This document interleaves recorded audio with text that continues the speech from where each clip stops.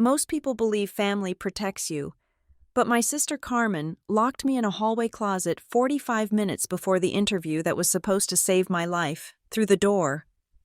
Her voice was terrifyingly calm, telling me this was for my own good. Standing in the dark at 33 years old, listening to my parents move around the house like nothing was wrong, I finally realized that my failure wasn't an accident. It was their plan. The rain in Briar Glen always smelled like wet cedar and old pennies, a scent that had permeated every sweater I owned for the last 33 years.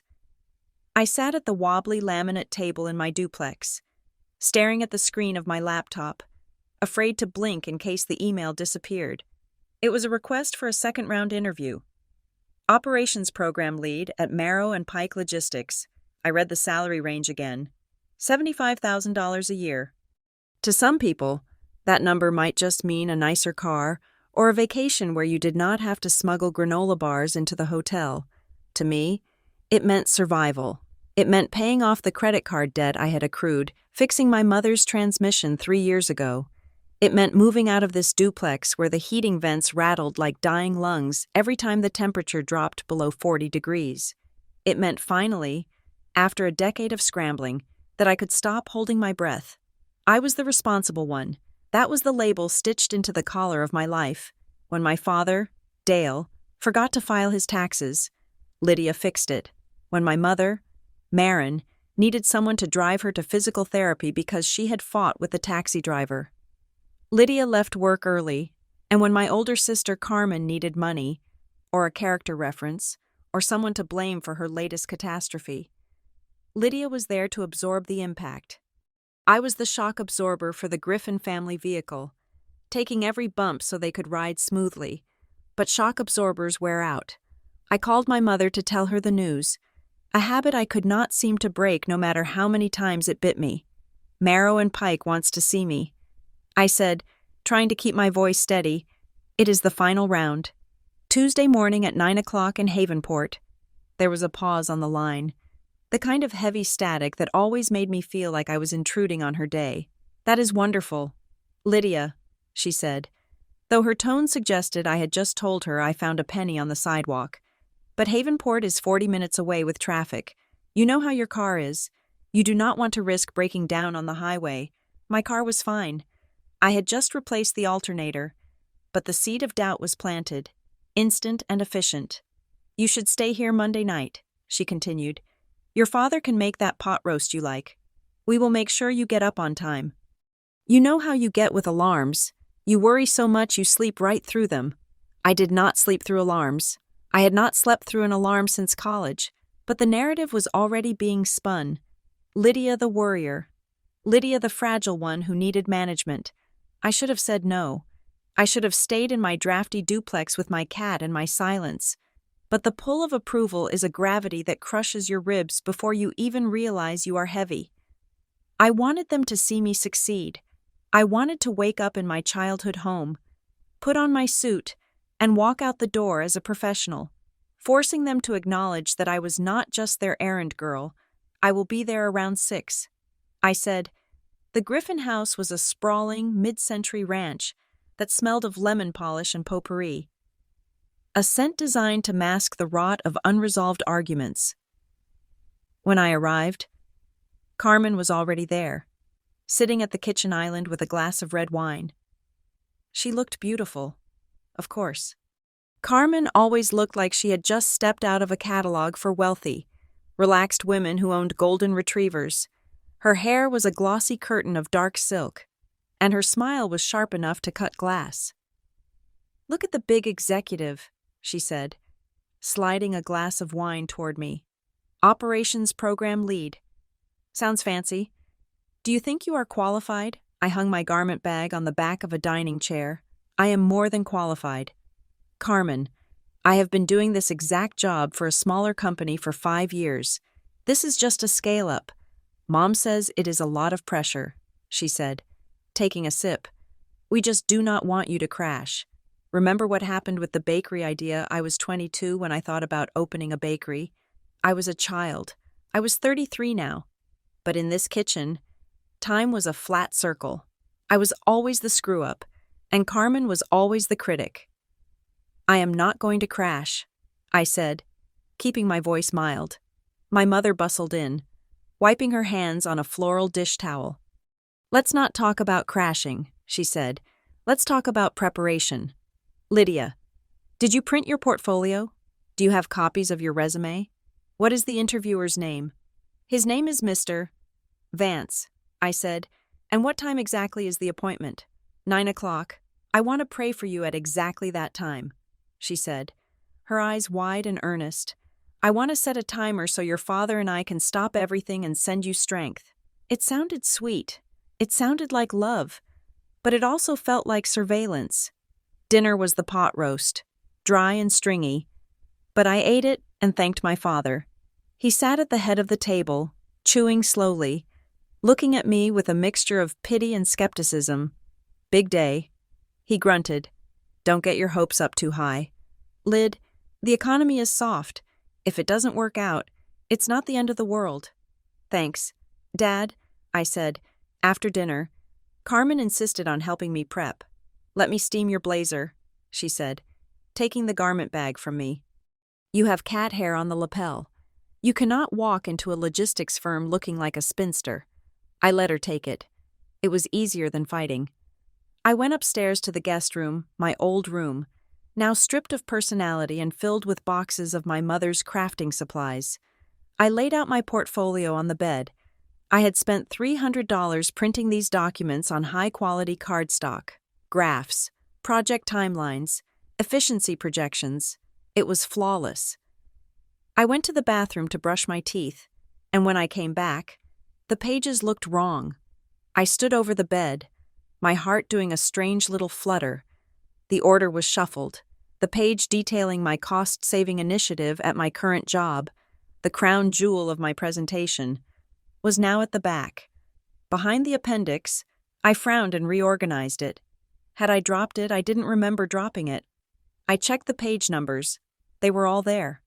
I smoothed the paper, put the folder back in my bag, and zipped it shut. "You are just nervous," I told myself. "You are looking for ghosts." Carmen knocked on the door and entered with my blazer. It was perfectly steamed, hanging in plastic. "There," she said, hanging it on the closet door. "Armor for the battle. Thanks." "Carmen?" She lingered in the doorway, her arms crossed. "You know we just want you to be happy, right?" she asked. "Even if you don't get this, you're still our sister and daughter. You don't have to prove anything." "I do, actually. I appreciate that." I said, I set the alarm on my phone for 6 a.m. I wanted plenty of time to shower, drive to Havenport, and sit in the parking lot to center myself. I checked the volume. I checked the AM/PM setting. I placed the phone on the nightstand and plugged it in. I slept fitfully, dreaming of running through waist-deep water while my father read a newspaper on the shore. When I woke up, the light in the room felt wrong. It was too gray, too bright for 6 a.m. I rolled over and tapped my phone screen. 7:15, panic, cold and sharp, spiked in my chest. I stared at the phone. The alarm toggle was switched to off. I sat up, gasping. I never turned it off. I remembered setting it. I remembered the little green icon. I scrambled out of bed, adrenaline flooding my system. I had lost an hour and 15 minutes. I had to leave by 7:45 to beat the traffic. I had 30 minutes. I threw open the door and ran to the bathroom. The house was quiet. Why hadn't anyone woken me up? They said they would make sure I didn't oversleep. I showered in 3 minutes, the water lukewarm. I didn't have time to wash my hair properly, so I threw it up into a severe bun. I rushed back to the room, pulling on my pantyhose with shaking hands. Stepping into the skirt, buttoning the blouse, Carmen appeared in the doorway, holding a mug of coffee. She looked fresh, awake, calm. "Whoa," she said. "Slow down. You are vibrating." My alarm didn't go off. I snapped, grabbing the blazer. "I have to go. Right now. You have plenty of time," she said soothingly. "Drink this. You look pale." I took the coffee and set it down without drinking it.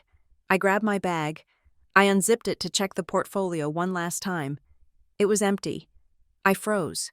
I shoved my hand deep into the leather satchel.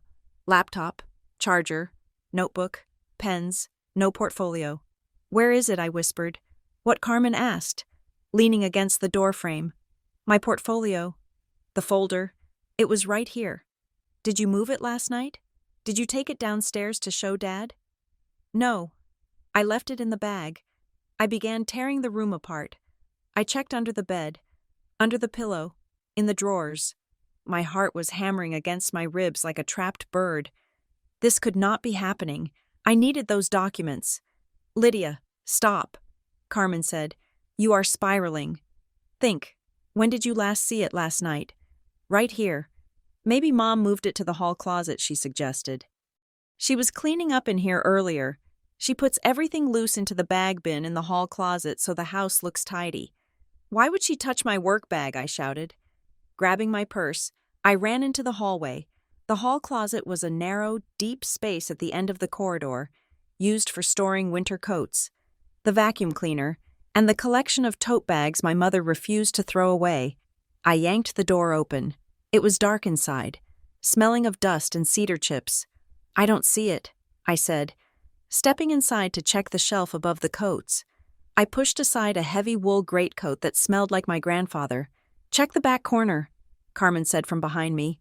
Behind the vacuum, I stepped deeper in, crouching down to look on the floor. Suddenly, the light from the hallway vanished. The door slammed shut with a heavy thud. "Hey," I yelled, spinning around. "Carmen," I heard the distinct, mechanical click of the deadbolt sliding home. This closet had a deadbolt. My father had installed it years ago because he was paranoid about burglars hiding in the closets, a logic I had never understood until this exact moment. "Carmen," I screamed, pounding on the solid wood, "open the door. This isn't funny." There was a silence for a heartbeat, and then Carmen's voice came through the wood. It was not laughing. It was not angry. It was terrifyingly level. "You need to breathe. Lydia, you are in a state. Open the door. I have to go. I am going to be late." "You were already going to be late," she said. "Look at you. You are frantic. You are sweating. You cannot walk into an interview like this. You will humiliate yourself." "I am not humiliating myself. Unlock the door. This is for your own good," she said.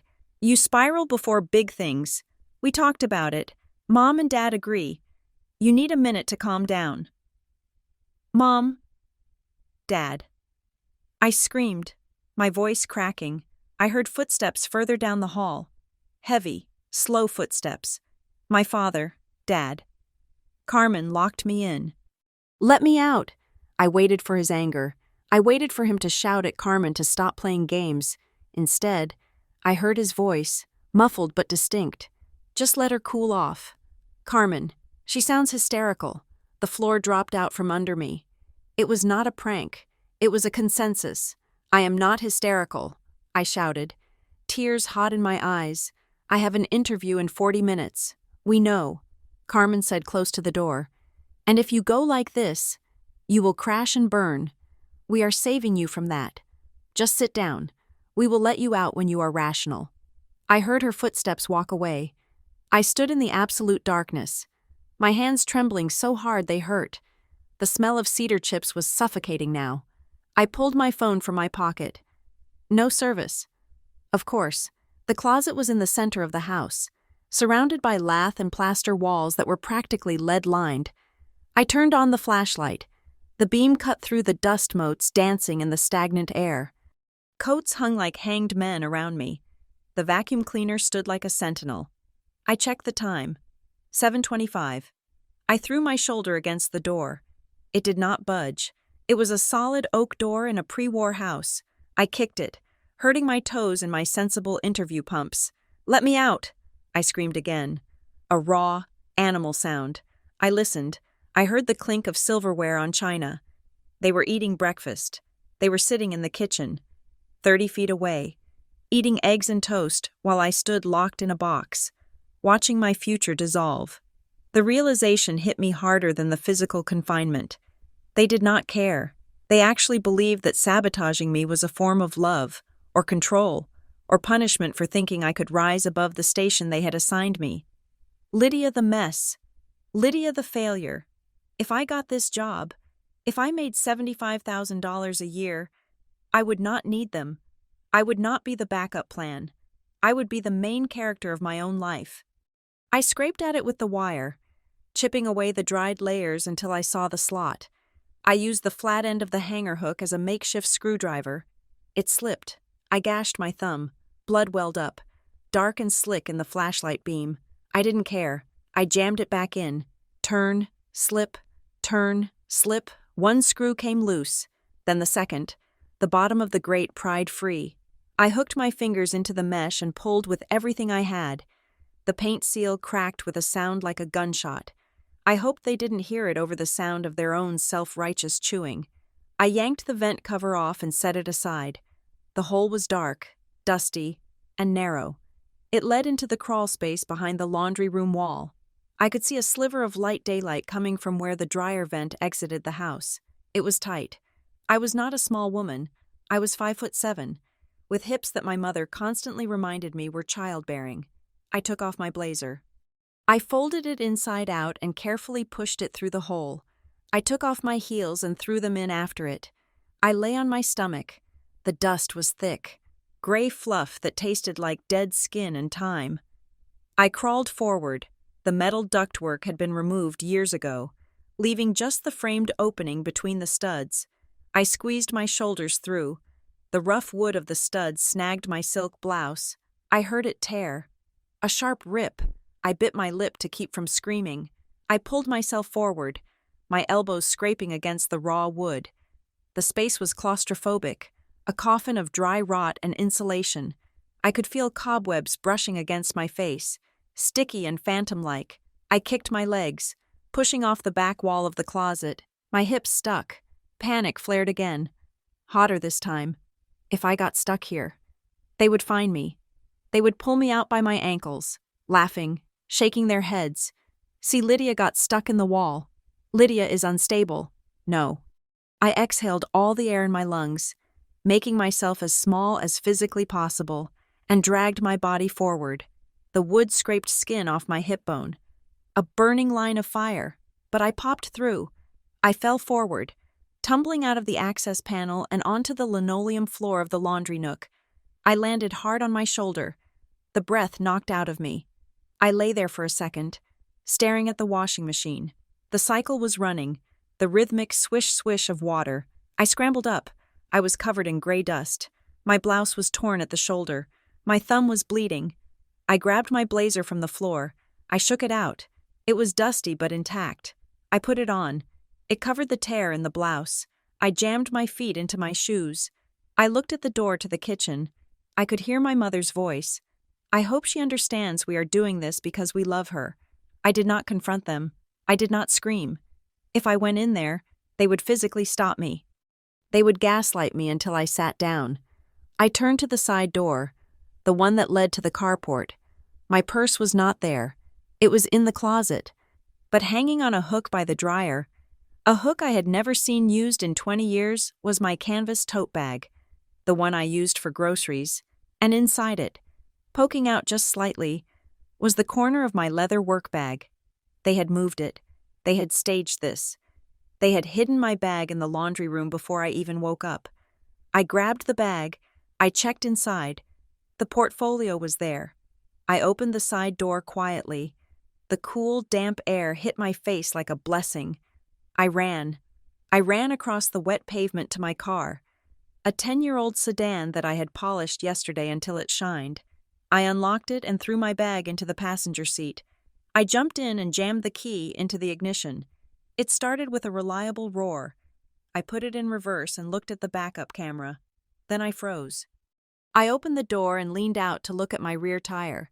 It wasn't flat. It was fully inflated, but the little black plastic cap that covered the air valve was gone. I looked at the front tire. Gone. I ran around the car. All 4 valve caps were missing. It wasn't sabotage that stopped the car. It was psychological. It was a message. We could have flattened them. We could have slashed them. We touched your means of escape, and we decided to let you go, but only so you would wonder when the air would run out. It was designed to make me pull over every 5 miles to check. It was designed to make me doubt the machine that carried me. I got back in the car. I locked the doors. I checked the time. 7:38. I backed out of the driveway, my tires crunching on the gravel. I did not look at the house. I did not look at the kitchen window where I knew. Deep down, my sister was probably watching. I put the car in drive and floored it. I had an interview to get to. And for the first time in my life, I wasn't afraid of failing. I was afraid of going back.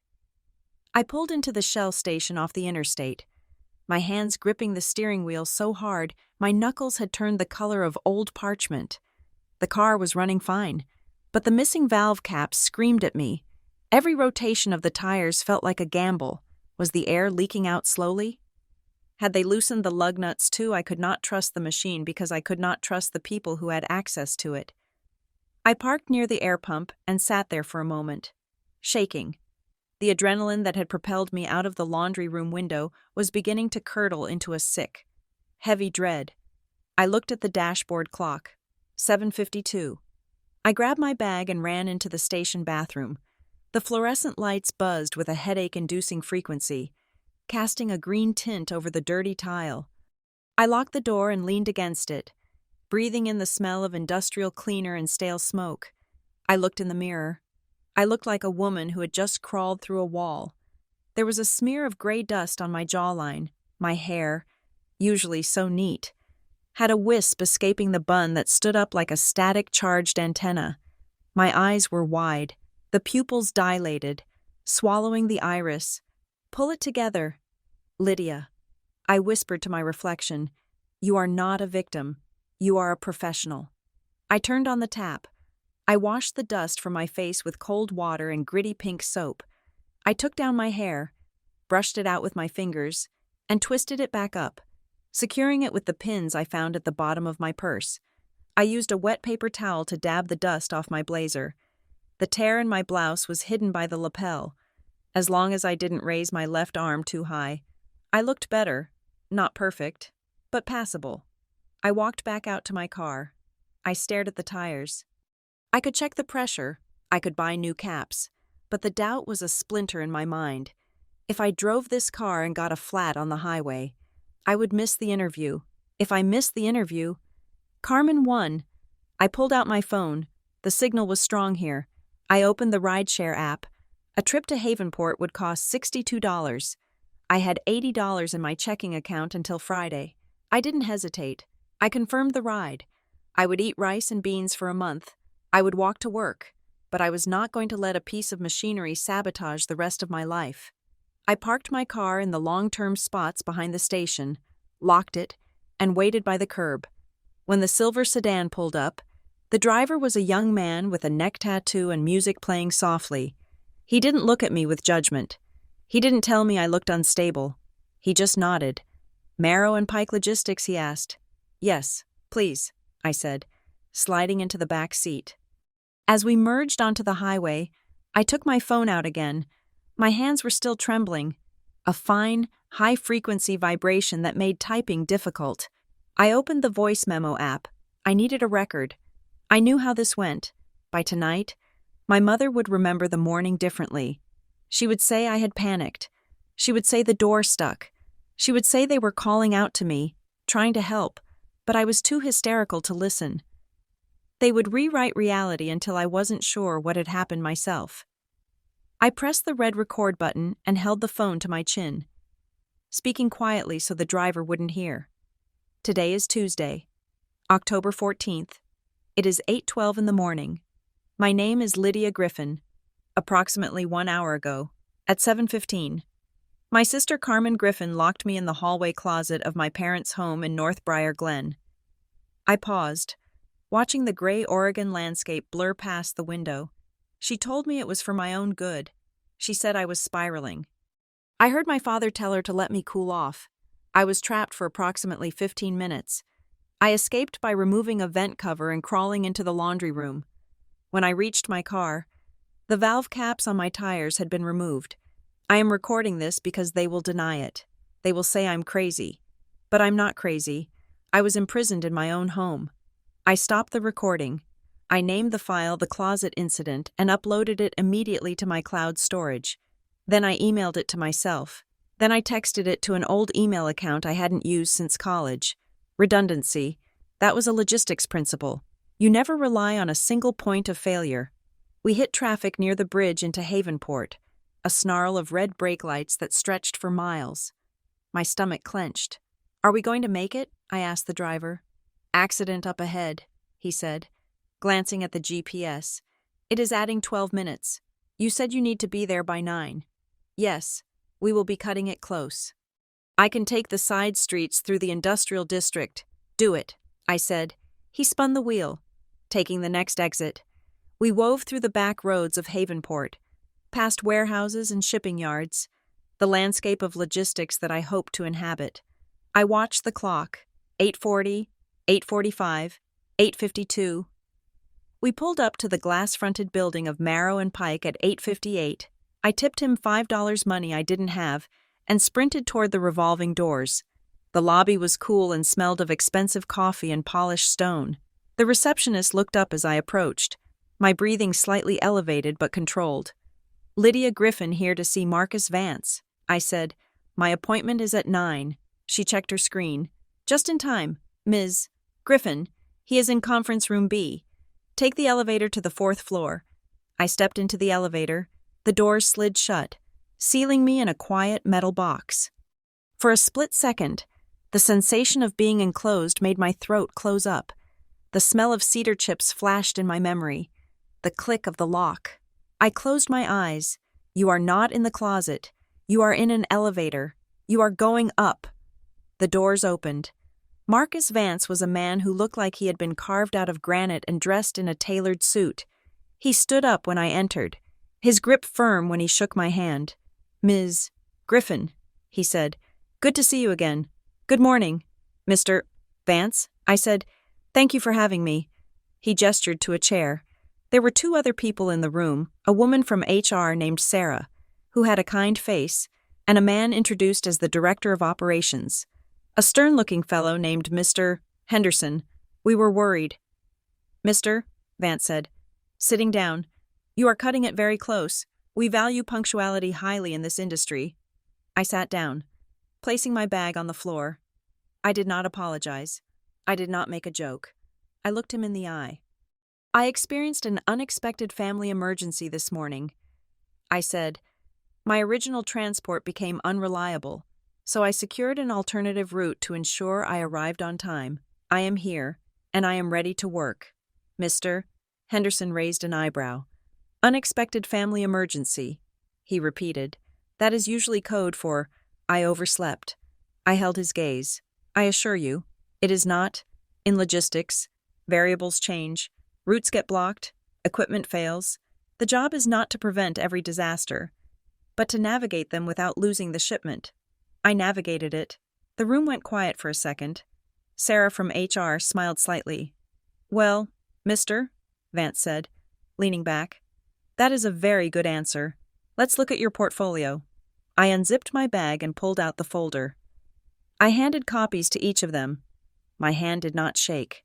The terror of the morning had burned away the nervousness I usually felt in interviews. Compared to crawling through a wall while my family ate breakfast, explaining a spreadsheet felt incredibly safe. The interview lasted 90 minutes. They grilled me on supply chain bottlenecks, on personnel management, on cost analysis software. There was a moment when Mr.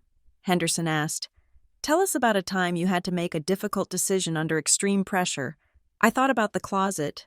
I thought about the decision to break the vent, the decision to run, the decision to leave my car. "I had a project last year," I said, shifting into the professional anecdote I had prepared. Though the emotional weight behind it was entirely fresh, we had a vendor pull out 48 hours before a major launch. The team was panicking. Everyone was focusing on whose fault it was. I realized that assigning blame was a luxury we could not afford. I locked us in the conference room, metaphorically speaking, and we mapped out every alternative supplier within a 300-mile radius. We found a solution not by being perfect, but by being relentless. Mr. Vance nodded, making a note. "Resilience," he said. We see a lot of candidates with perfect resumes who crack the first time a truck breaks down in a blizzard. You seem durable. Ms. Griffin. I am. I said, I have had to be. When I walked out of the building at 10:30, the sun was breaking through the gray clouds. I felt lightheaded. I had done it. I had not just survived. I had thrived. I sat on a concrete bench outside the building and turned my cellular data back on. My phone exploded. 14 missed calls, 10 from Mom, 3 from Dad, 1 from Carmen, and a string of texts. Mom, Lydia, where are you? We are so worried. Mom, pick up the phone. Carmen says you ran away. Mom, please tell us you are safe. We are praying. Dad, call home. Now. And then, a single text from Carmen, sent 20 minutes ago. Carmen, please don't embarrass us by making this a thing. Come back and we can talk. I stared at the words, making this a thing, as if locking a human being in a closet was a minor social faux pas, like using the wrong fork. I didn't reply. I called another rideshare. The ride back to Briar Glen took 45 minutes. I spent the time staring out the window, watching the landscape shift from the industrial promise of Havenport back to the leafy, suffocating familiarity of my hometown. I had the driver drop me off at my parents' house. My car was still at the gas station, but I needed to face them. I needed to see them before I lost my nerve. The house looked peaceful. The flower beds were weeded. The curtains were drawn. It looked like a home where people loved each other. I walked up the driveway. I didn't use my key. I rang the doorbell. It took a long time for someone to answer. Finally, the door opened. It was Carmen. She was wearing a cashmere cardigan and holding a mug of tea. She looked at me with a mixture of relief and annoyance. Jesus, Lydia, she sighed. You look like a wreck. Come inside. Mom is beside herself. I didn't move. You locked me in a closet. I said. Carmen rolled her eyes, stepping back to let me in. I put you in a timeout, she said. There is a difference. You were hyperventilating. You were going to go into that interview smelling like fear. I was trying to get you to reset. I walked into the foyer. My parents were in the living room. My mother jumped up from the sofa, her face blotchy from crying. Lydia, she cried, rushing over to hug me. I stiffened, keeping my arms at my sides. Oh, thank God. We were so scared. We thought you had a breakdown. I didn't have a breakdown. Mom, I had an interview. You went, she asked, pulling back to look at me. Her eyes searched my face, looking for the failure she expected. You went looking like this, I went, and I nailed it. My father stood up slowly. He looked tired. Lydia, he said, his voice heavy with disappointment. We were trying to help you. Carmen said you were manic this morning, screaming about alarms, tearing up the room. I was looking for my portfolio. I said, my voice steady. The one you hid in the laundry room. Carmen scoffed from the doorway. Nobody hid anything. Lydia, you probably left it there last night and forgot. You know how you get when you're stressed. You dissociate. The gaslighting was so smooth, so practiced. It was almost impressive. I know what happened. I said, I know you turned off my alarm. I know you took the valve caps off my tires. My father frowned. Valve caps. What are you talking about, Lydia? You are sounding paranoid again. I am not paranoid. Dad, I am observant. Why did you do it? I didn't do anything, Carmen snapped. I was trying to stop you from embarrassing yourself. Do you think you can handle a job like that? You can't even handle a morning without falling apart. I looked at them. My mother, wringing her hands, desperate for everyone to just be happy. My father, wanting the problem to go away so he could go back to his newspaper. Carmen, standing there with her cashmere and her cruelty.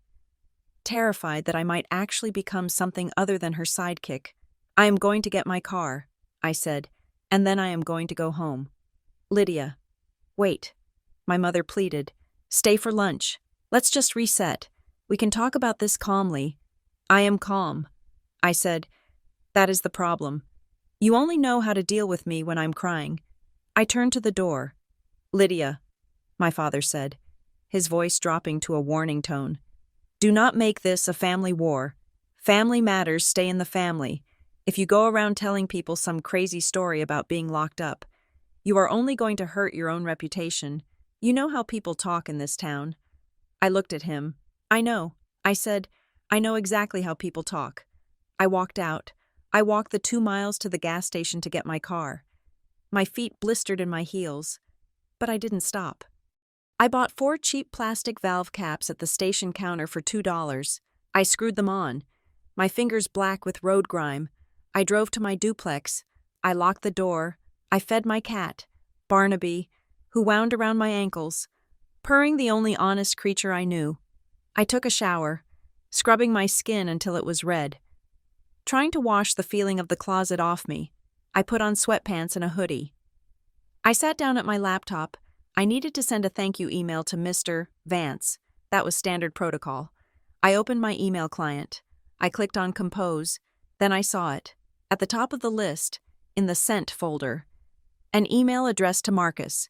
Vance Marrow Pike Logistics, timestamp, 8:30 this morning.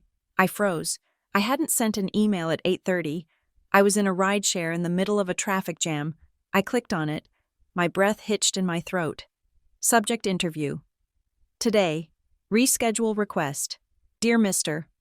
Vance, I am writing to apologize, but I will not be able to attend our interview this morning. I have been feeling very unwell lately and woke up this morning in a state of severe emotional distress. I do not think I am in a condition to perform the duties of this role at this time.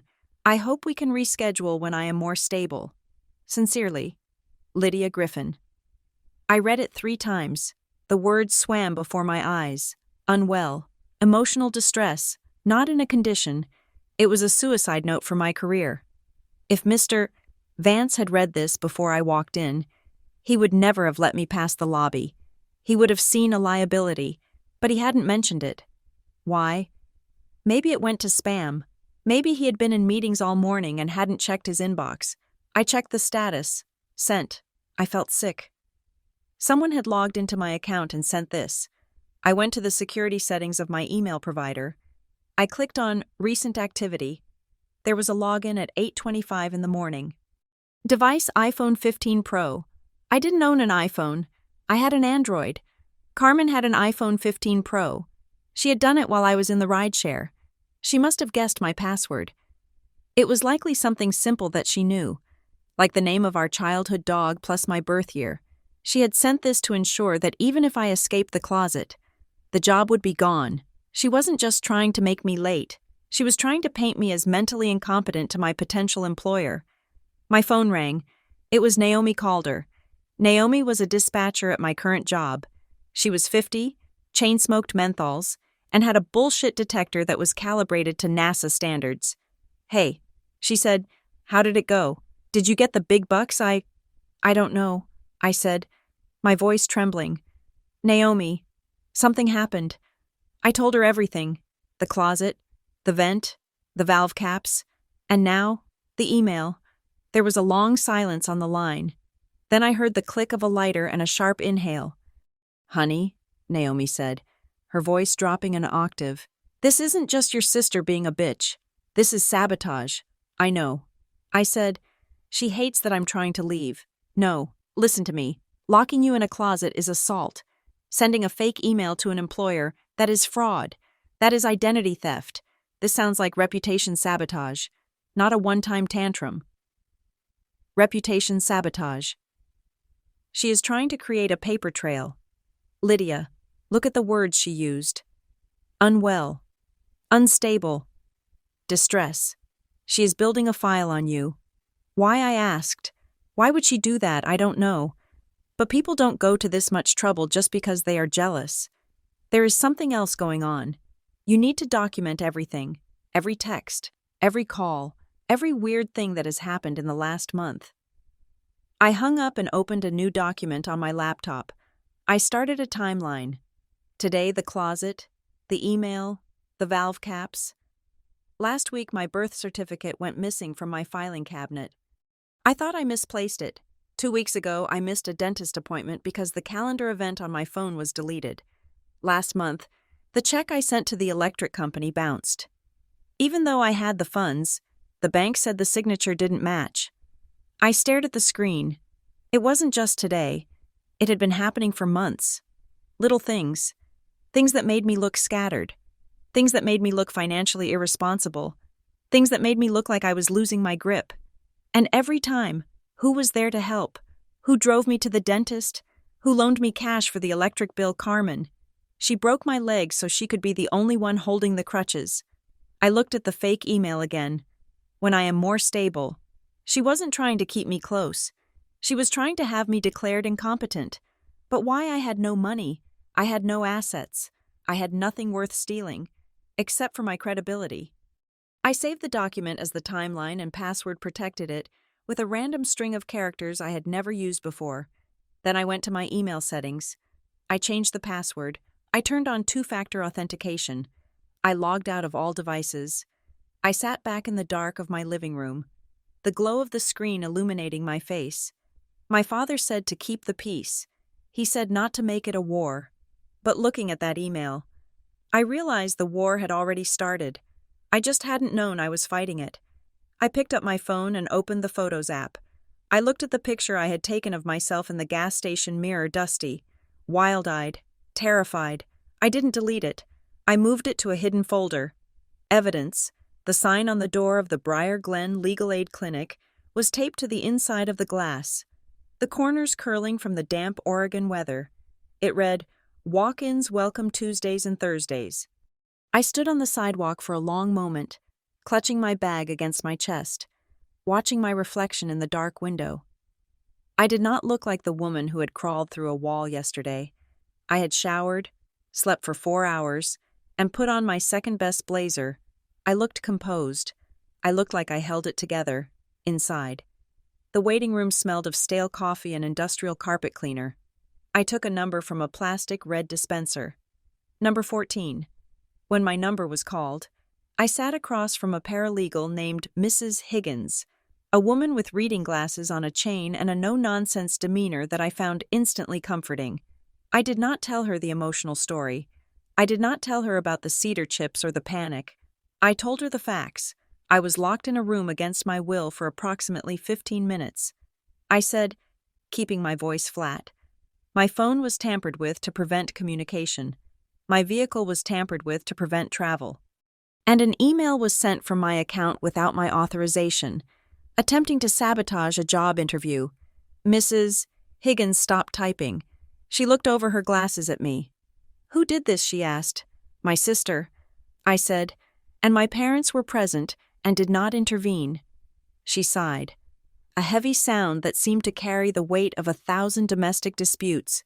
"Listen to me, Ms. Griffin," she said, leaning forward. "People like to use the word drama when it comes to family. They say, 'Oh, it is just family drama.'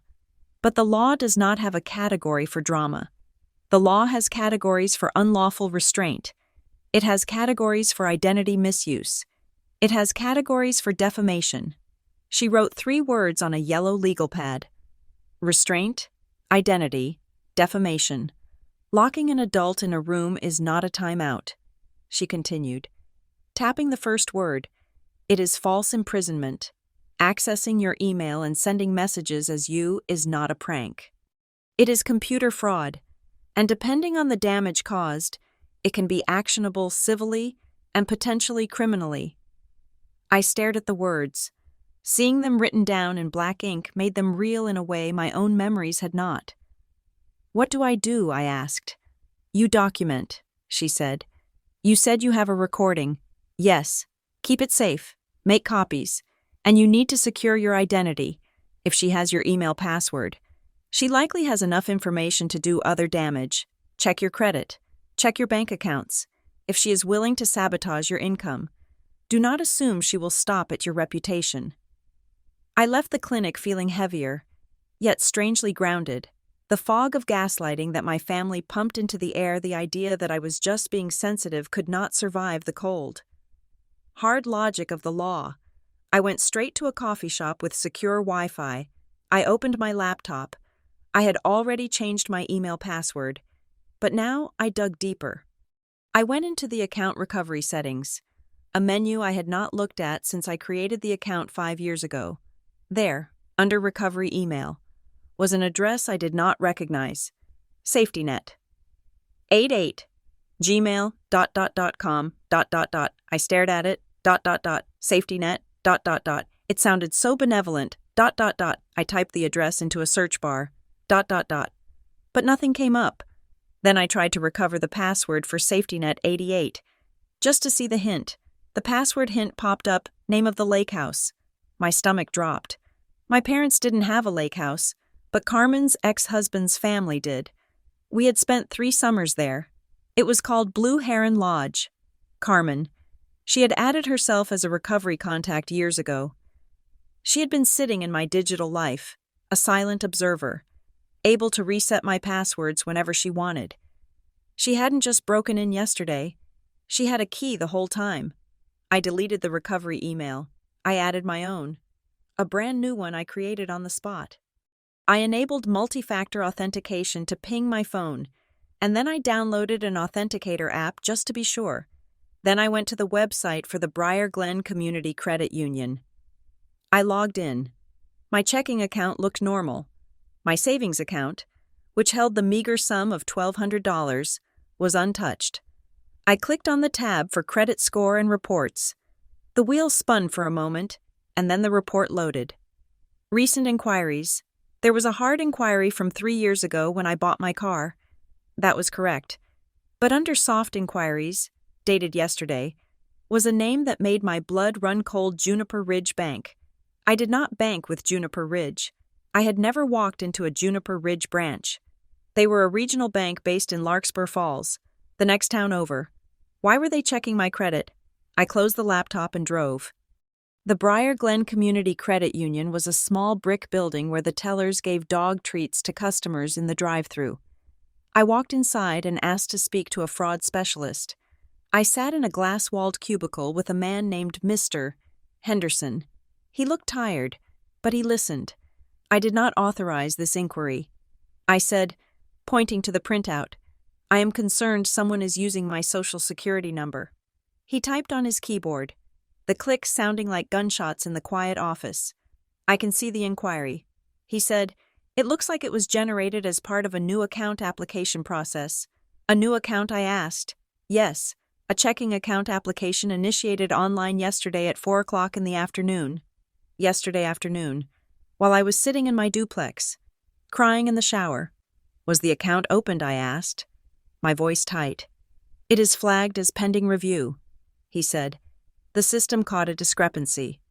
The address matched your credit file, but the phone number provided on the application did not match the one we have on record. What was the phone number? He turned the screen so I could see. It was a local number. I didn't recognize it. I pulled out my phone and dialed it. My heart hammering against my ribs. It rang 3 times. You have reached the voicemail of a burner phone user. Please leave a message. A burner phone. Mr. Henderson. I said, please freeze my credit. Right now. Lock it down so tight that nobody, not even me, can open a library card without a blood sample. He nodded. Consider it done.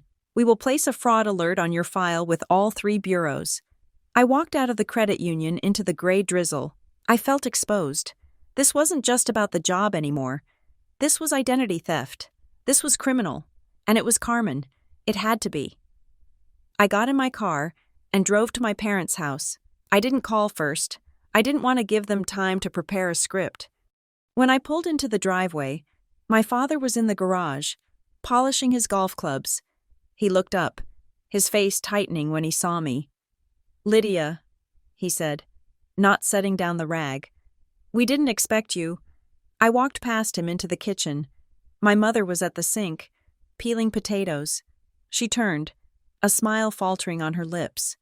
Oh, honey, she said, I am glad you came back. Are you hungry? I can make you a sandwich. I stood in the center of the kitchen, my hands at my sides. I did not scream. I did not cry. I felt a cold, hard clarity that I had never felt in this house before. Someone tried to open a bank account in my name yesterday. I said, at Juniper Ridge Bank, using a fake phone number. My mother dropped the potato peeler. It clattered into the metal sink, what she whispered, and someone accessed my email to send a resignation letter to Marrow and Pike. I continued. And someone locked me in a closet. Lydia, stop it, my father said, coming in from the garage. You are starting with this conspiracy nonsense again. Nobody is opening bank accounts. You probably clicked on some spam link. I looked at him. It was Carmen. Dad. His face turned red. Do not accuse your sister of federal crimes. Lydia. That is a serious thing to say. I know it is serious. I said, that is why I went to the police. I hadn't gone to the police yet, but I wanted to see their reaction. The room went dead silent. My mother's hand flew to her mouth. My father took a step back, as if I had slapped him. You called the police, my mother gasped. On your family, I filed a report. I lied, keeping my eyes on her, about the identity theft. If Carmen didn't do it, she has nothing to worry about. They will trace the IP address and the burner phone, and they will find the real criminal. My mother burst into tears. Lydia, how could you? She sobbed. Carmen is she is going through a hard time. She is scared you are going to leave us. She loves you. She just has a funny way of showing it sometimes. I stared at her. A funny way of showing it, I repeated. She tried to ruin my career and steal my identity. Mom, that is not love. That is predation. She is your sister, my father shouted, slamming his hand on the counter. You do not bring the law into this house. You cancel that report right now. Lydia, you hear me? We deal with this internally. And how do we deal with it internally, I asked, my voice rising for the first time. By locking me in a closet. By telling me I am crazy, by letting her steal from me. She didn't steal, my mother wailed. She was maybe she was trying to help manage your finances. You know you get overwhelmed. I looked at them. Really looked at them. They knew. They didn't just suspect it. They knew she was doing this. They knew she had been accessing my accounts. They had probably convinced themselves that Carmen, the smart one, the capable one, was just looking out for Lydia, the mess. I am freezing my credit, I said. I am changing every password. And if she comes near my accounts again, I will not just file a report. I will press charges. I turned and walked out. Lydia, my mother, screamed after me. You are tearing this family apart. I got into my car. My hands were shaking, but not from fear, from rage. I drove a few blocks and pulled over to let the adrenaline subside. My phone rang. I looked at the screen.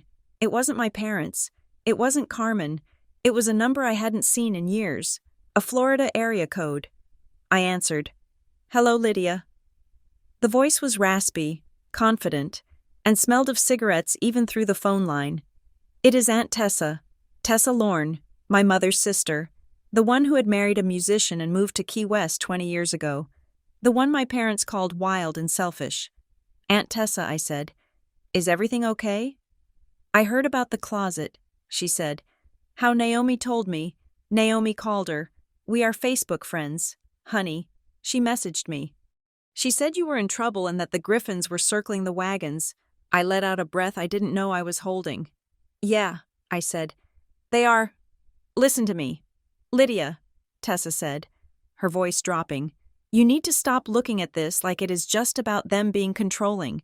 This is about the money. What money? I asked. I don't have any money. Not your money, she said. Willa's money. My grandmother, Willa Griffin, had died 4 years ago. I had loved her fiercely. She was the only one who never treated me like a broken doll. When she passed, my father told us she had left everything to him to manage, and that there wasn't much left after the medical bills. Grandma didn't have money. I said. Dad said the estate was empty. Your dad is a liar. Tessa said smoothly. And Carmen is a shark. Willa called me 2 weeks before she died. She told me she had set up a trust, a small one, but enough to start a life. She said she was worried about the papers. What papers? She said. Tell Lydia to trust the paper, not the promises. She said she hid the addendum because she caught Carmen going through her desk. She said she wanted it split evenly between the grandchildren, but she was afraid Dale and Carmen were going to bury it. My head was spinning. A trust. Why didn't you tell me this before I asked? Because I thought maybe they would do the right thing, Tessa said. And honestly, I didn't want to start a war from 3,000 miles away if there was nothing to fight for. But locking you in a closet, that is an escalation. That means the money is coming due, and they are trying to disqualify you. Disqualify me. I don't know the terms. Lydia, I never saw the will. But Willa was specific about things. She believed in work. She believed in independence. If there is a trust, there are conditions. And if Carmen is trying to make you look unstable and unemployed, it is because she gains something from it. I stared at the dashboard. Go to the lawyers, Tessa said. Harrow and Fenn, that was Willa's firm. Ask to see the file. Do not ask your dad. Ask the firm. You are a potential beneficiary. They have to show you. Thank you. Aunt Tessa, I said. Give 'em hell, kid, she said. And get a big dog. I hung up. Harrow and Fenn, LLP, was located in a restored Victorian house in downtown Briar Glen. It was the kind of place that had mahogany wainscoting and secretaries who whispered. I walked in without an appointment. I approached the reception desk. The woman behind it was young, with perfectly manicured nails. Can I help you? She asked. My name is Lydia Griffin. I said. My grandmother, Willa Griffin, was a client here. I would like to request a copy of her estate filings and any trust documents listing me as a beneficiary. The receptionist typed into her computer. Her eyebrows knit together. Griffin, she murmured. Griffin. Ah, here it is. She looked up at me with a polite, confused smile. I am sorry, Ms. Griffin. We cannot release that file to you right now. It is currently checked out for review. Checked out by whom? By the authorized family representative. She said. Who is the representative? I asked, though I already knew the answer. She checked the screen again. Ms. Carmen Griffin, she said. She was here last week. She requested the full probate file and the trust accounting ledger.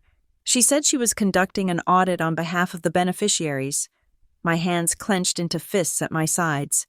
Last week, Carmen had come here, pulled the file, read the terms, and then gone home to plan my destruction. Did she return the documents? I asked. Not yet. The receptionist said, she has them signed out for 14 days. Is there a digital copy? There is. But I would need authorization from the executor, your father, or the current representative to print a duplicate while the original is out. Company policy. I looked at her. I am a beneficiary. I said, do I not have a right to see it? You do, she said apologetically, but without the physical file here to verify the specific distribution clauses. I cannot confirm your status. The digital index just lists the file name. The actual trust instrument is in the binder. Ms. Carmen Griffin has. It was a perfect loop. Carmen had the proof of my rights, and because she had the proof, I couldn't prove I had the right to see it. I understand, I said, forcing a smile. Thank you. I walked out of the law office. The rain had stopped, leaving the streets slick and black. It was timed. The realization hit me with the force of a physical blow. The interview, the closet, the email. It wasn't just about keeping me manageable. It was about a deadline. If Carmen was auditing the file now, 4 years after Grandma died, something was triggering, a distribution date, an age requirement, trust the paper, not the promises. Grandma Willa had known. She had known her son was weak, and her granddaughter was greedy. She had tried to protect me from the grave. I needed to see that file. But I couldn't get it from Carmen. I needed help. I drove to the Rusty Spoon, a diner on the edge of town where the coffee was strong and the booths were high enough to hide in. Naomi was already there, sitting in a back booth, a plate of fries and a pack of cigarettes on the table. She waved me over. You look like you are ready to kill someone, she said as I slid into the booth. I might be, I said. I told her about the credit union. I told her about Aunt Tessa. I told her about the law firm. Naomi whistled low. So it is a heist, she said. A slow-motion, family-style bank heist. And I am the obstacle. I said, Whatever is in that trust. Carmen thinks she can get my share if I am out of the picture. Or if I am. What did the email say? Unwell. She wants power of attorney, Naomi said darkly. If she can prove you are incompetent, she can petition to manage your assets, including your trust fund. I felt a chill go down my spine. I need that job. Naomi, I said, I need Marrow and Pike. If I get that job, I have income. I have status. I have proof that I'm functional. Then we need to fix the email. She said, open your laptop. I opened it. We connected to the diner's Wi-Fi. We are going to write the most professional, sane, and boring email in the history of corporate America. Naomi said, we are not going to mention the closet. We are not going to mention the crazy sister. We are going to be Teflon. We spent an hour drafting it. We deleted adjectives. We smoothed out the tone. We made it sound like the reschedule request was a technical glitch, a phantom signal from a hacked account, without sounding like a conspiracy theorist. Subject clarification regarding recent correspondence. Lydia Griffin. Dear Mr. Vance, it has come to my attention that an unauthorized email was sent from my previous account earlier today, purporting to request a rescheduling of our interview. Please disregard that message in its entirety. I want to reaffirm my strong interest in the operations program lead position and confirm that I remain fully available and eager to proceed with the hiring process. I have taken immediate steps to secure my digital communication channels to prevent further unauthorized access. Thank you for your time and for the opportunity to interview this morning. I look forward to hearing from you regarding the next steps. Sincerely, Lydia Griffin. It was clean. It was cold. It was perfect. Send it, Naomi said. I hit send. Now what I asked. Now, Naomi said, dipping a fry into ketchup. We play offense. You said there was a burner phone. Yes. And a bank account at Juniper Ridge. Yes. Naomi smiled. A slow, predatory smile that made me glad she was on my side. My cousin works at the Verizon store in the mall, she said, and my ex-boyfriend is a security guard at Juniper Ridge. She pulled out her phone. Let's see how good Carmen really is at covering her tracks.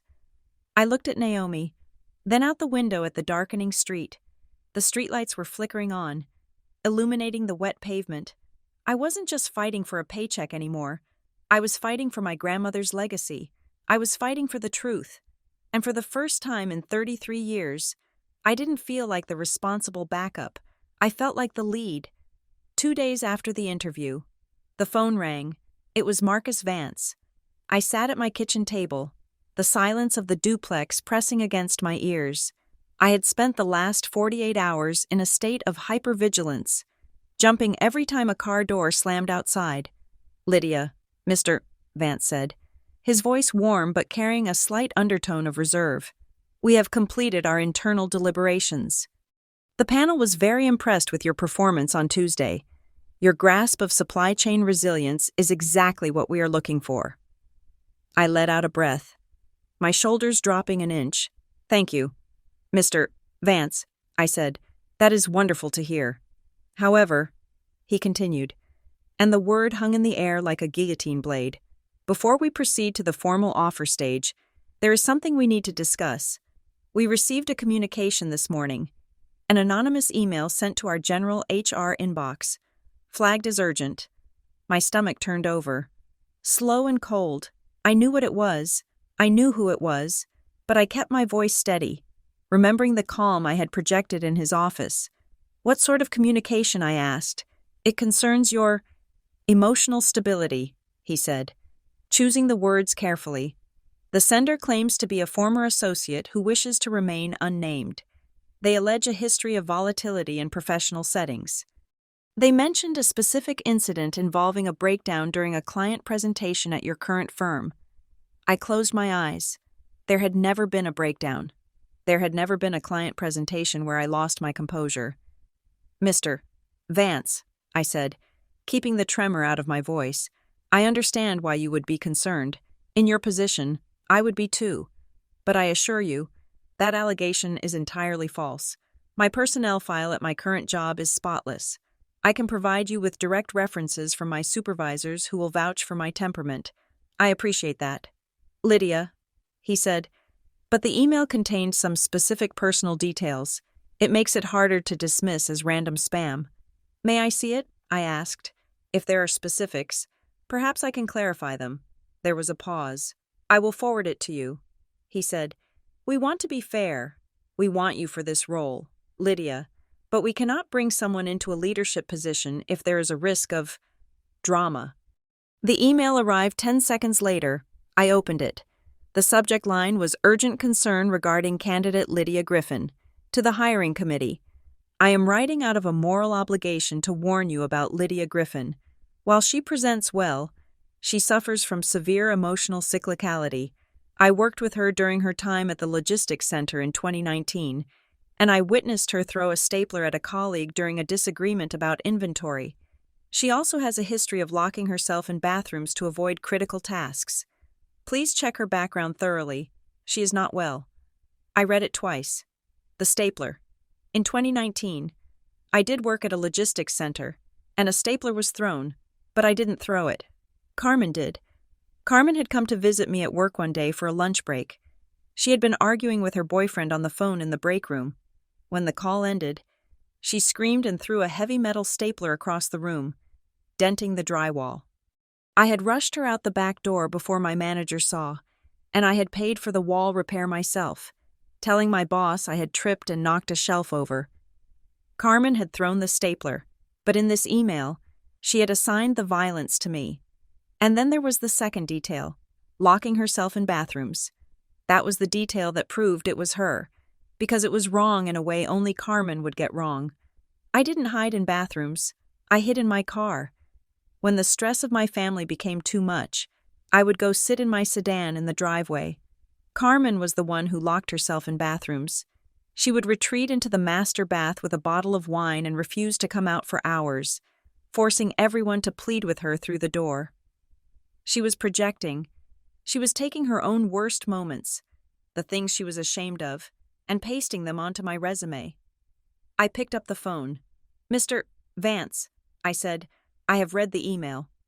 And the incident described in 2019 involving a stapler did not happen involving me. I said, however, I can see why the writer included it. It is a twisted version of an event involving a family member who visited my workplace. I took a breath. I had to be careful. I could not sound like I was blaming a crazy sister. That sounded like drama. I had to sound like an analyst identifying a data error. Mr.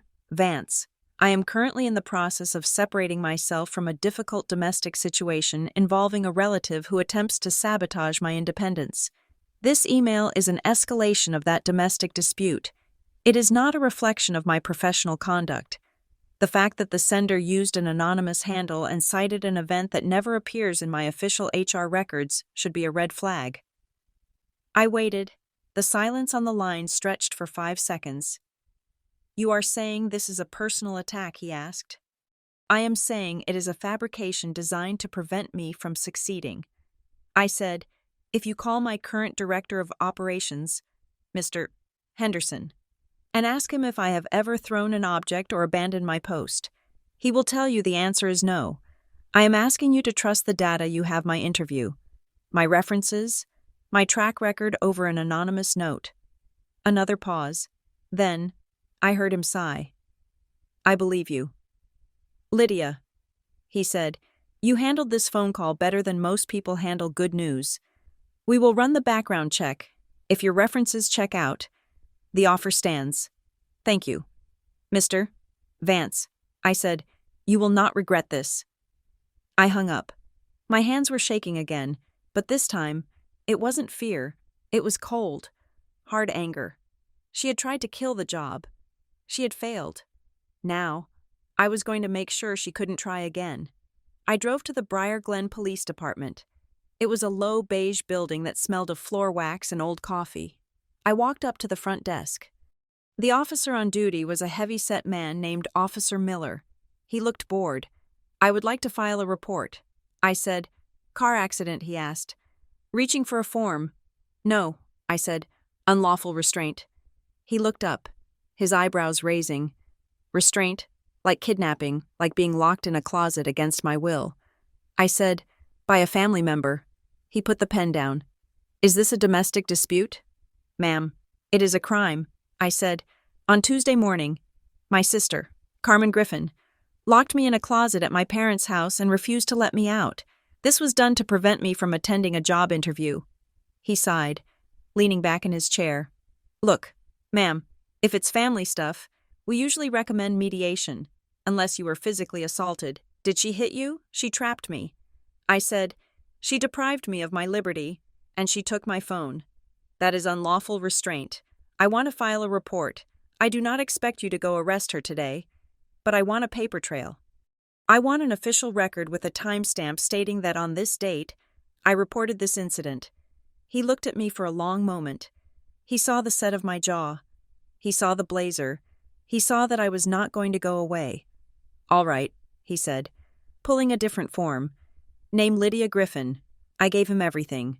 The time, the duration, the location. I mentioned the valve caps on the tires. I mentioned the unauthorized access to my computer. Though he said that was a separate cybercrime issue, I insisted he write down the words against my will. When I walked out with the case number written on a small white card, I felt a strange sense of power. It wasn't a weapon, exactly. It was a shield. I took a picture of the case number and texted it to my mother. I just filed a police report regarding the incident on Tuesday morning. I am not pressing charges yet, but if anyone interferes with my employment, my finances, or my property again, I will prosecute. I didn't wait for a response. I turned off my phone and went to Harrow and Fenn. The receptionist looked nervous when she saw me. Ms. Griffin, she said, I told you. The file is checked out. I know. I said, I am not here to ask for the file. I am here to speak to a partner. I don't think my grandmother, Willa Griffin, was a client of this firm for 40 years. I said, my voice projecting just enough to be heard by the man in the expensive suit walking down the hallway behind her. She trusted this firm to handle her estate with integrity. If I cannot get a simple answer regarding my status as a beneficiary, I will have to assume that integrity has been compromised. The man in the suit stopped. He turned and looked at me. He had gray hair and eyes that had seen everything. I am Arthur Fenn, he said. Can I help you? I am Lydia Griffin, Willa Griffin's granddaughter. I have reason to believe the current family representative is mishandling the trust information and blocking my access to documents. He looked at me, then at the receptionist. Is the file out, he asked. Yes. Mr. Fenn, Carmen Griffin has it. Bring up the digital master. He said, come with me, Miss Griffin. I followed him into an office that smelled of leather and old paper. He sat down behind a massive desk and typed a password into his computer. We usually defer to the executor, he said, but Willa was very fond of you. She mentioned you often. He scrolled through the document on his screen. What do you want to know? He asked. I want to know if there are conditions. I said, is there any reason why my sister would be trying to prove I am unemployed or unstable? He adjusted his glasses, reading the text silently, then he stopped. Ah, he said, yes. What is it? The Griffin Family Trust is a discretionary trust, he explained. But there is a vesting clause. The principal, the bulk of the money, is distributed to the grandchildren in 3 stages. The first distribution is scheduled for the beneficiary's 35th birthday. I was 33. Carmen was 36. Why did she get hers? And I didn't, I asked. She hasn't received hers either. Mr. Fenn said, because of the productivity clause. He turned the screen so I could see. No beneficiary shall receive any distribution of principal unless they can demonstrate consecutive employment or enrollment in an accredited educational program for a period of no less than 24 months prior to the distribution date. In the event a beneficiary is deemed unable to work due to documented mental or physical incapacity, the trustee shall retain their share in the trust and may, at the trustee's sole discretion, disburse funds for necessary caretaking expenses. The words swam before my eyes. Documented mental or physical incapacity. Caretaking expenses. If I was employed, I got the money. It was mine. I could leave. I could buy a house. I could never speak to them again. But if I was unstable, if I was unwell, if I couldn't hold down a job, then the money stayed in the pot. And who controlled the pot? Who is the trustee, I asked. Your father, Dale Griffin, is the primary trustee. Mr. Fenn said, but your sister, Carmen Griffin, is named as the successor trustee and the current administrative agent. Administrative agent. That meant she did the paperwork. She wrote the checks. If I am declared incompetent, I said, my voice whispering, does the trustee get paid for managing my care? The trust allows for reasonable administrative fees and reimbursement for caretaking services provided by family members. Mr. Fenn said, there it was. It wasn't just about control. It was a salary. If I got the job at Marrow and Pike, I would hit the 24-month employment marker easily by my 35th birthday. I would unlock the trust. The money would leave their control. But if I lost the job, if I had a breakdown, if I was unwell, then Carmen could claim I was incapacitated. She could keep my share in the trust, and she could pay herself a monthly salary to take care of me. She wasn't just sabotaging my career. She was farming me. She was trying to turn me into a permanent dependent, a livestock animal that she could milk for administrative fees for the rest of her life. Mr. Fenn, I said, I need a copy of that page. He printed it. And Miss Griffin, he said, handing me the paper. There is something else. When Willa amended the trust to add that clause, she left a personal letter. It is scanned here. Do you want it? Yes. He handed me a second sheet of paper. It was Willa's handwriting, spidery and sharp. My dearest Lydia, if you are reading this, it means you are fighting for what is yours. Good. The world will try to tell you that peace is better than conflict. But peace without justice is just submission. I have added the work requirement not to punish you, but to protect you. Money without purpose makes people rot. I watched it happen to your father. I do not want it to happen to you. Trust paper, not promises, and watch your back. There is a rot in this family that I could not cut out. One child learned to work for what she wanted. The other learned to win by making others late. Do not be late, Lydia, love, Grandma. I stared at the letter. One child learned to win by making others late. Grandma had seen it. She had seen Carmen sabotaging me even when we were kids, hiding my shoes before school, erasing my homework, telling me the wrong time for the movie. The closet wasn't an isolated incident. It was the culmination of a 30-year strategy. I thanked Mr. Fenn and walked out. When I turned my phone back on, it vibrated violently. 8 voicemails. I didn't listen to them. I read the texts. Mom, the police called us. How dare you? You are trying to destroy this family. Dad, you have crossed a line. Lydia, withdraw that report or do not bother coming to Thanksgiving. And then, Carmen. Carmen, I am terrified of you. You are escalating. I am staying at a hotel tonight because I don't feel safe knowing you are running around making false accusations.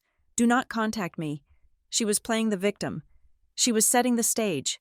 Lydia is unstable. Lydia is attacking me. I am fleeing for my safety. If she could convince a judge that I was harassing her, she could get a restraining order, and a restraining order would look terrible on a background check. It would be documented evidence of volatility. She was countering my police report with a narrative of fear. I drove to the hardware store. I bought a video doorbell. I bought 3 security cameras with motion sensors. I bought heavy-duty deadbolts. I drove to the Briar Glen Postal Annex. I rented a P.O. box. I went online and filled out the change of address form for the USPS. Then I went home. I spent the afternoon installing the cameras. I mounted one looking at the driveway, one at the front door, and one covering the back patio. I connected them to the cloud. I went to my mailbox to check for mail. It was empty. I knew I was supposed to receive a letter from my health insurance provider this week, a summary of benefits. It wasn't there. I called the insurance company. Yes, Ms. Griffin, the representative said. We mailed that letter last Friday. It had been stolen. Carmen, or my father, had driven by and taken it. They were monitoring my mail. They were looking for information, maybe checking if I was seeing a therapist, maybe looking for bank statements. I wasn't safe in my own house. But I wasn't leaving. At 6 o'clock, Naomi came over. She brought a pepperoni pizza and a man named Evan Shore. Evan was younger than me, wearing a hoodie that said, "Binary is for computers, not people." He had a laptop covered in stickers and a quiet, intense demeanor. "Naomi says you have a hacker in the family," Evan said, setting his laptop on my kitchen table. "My sister," I said. "She accessed my email. She tried to open a bank account. Let's see what we can find," he said. I gave him my laptop. He connected a cable and started typing. Lines of code scrolled down the screen, green on black, like something out of a movie, but Evan assured me it was just a log parser. "Okay," he said after 20 minutes. "Here is the login history for your Google account. See this IP address." He pointed to a string of numbers. "That is the login from yesterday morning," he said. "The one that sent the resignation email. I traced the IP. It resolves to a residential gateway on Sycamore Street. My parents lived on Sycamore Street. And the device ID," he asked. "It says iPhone 15 Pro." I said. Evan nodded. "But look at this." He pointed to another line. "This same device ID accessed your cloud storage 3 months ago, and 6 months ago, and a year ago." "She has been in my account for a year," I asked. "At least," Evan said. "She has been reading your emails. She knows your schedule. She knows your finances. She probably knows your passwords for everything because she reset them herself and then changed them back." I felt violated. It was worse than the closet. The closet was physical. This was an invasion of my mind. "Can we prove it is her?" I asked. "We can prove it is her phone," Evan said. "If we can get a subpoena for her device, we can match the MAC address. But for now, we have a strong circumstantial case. The IP address matches your parents' house.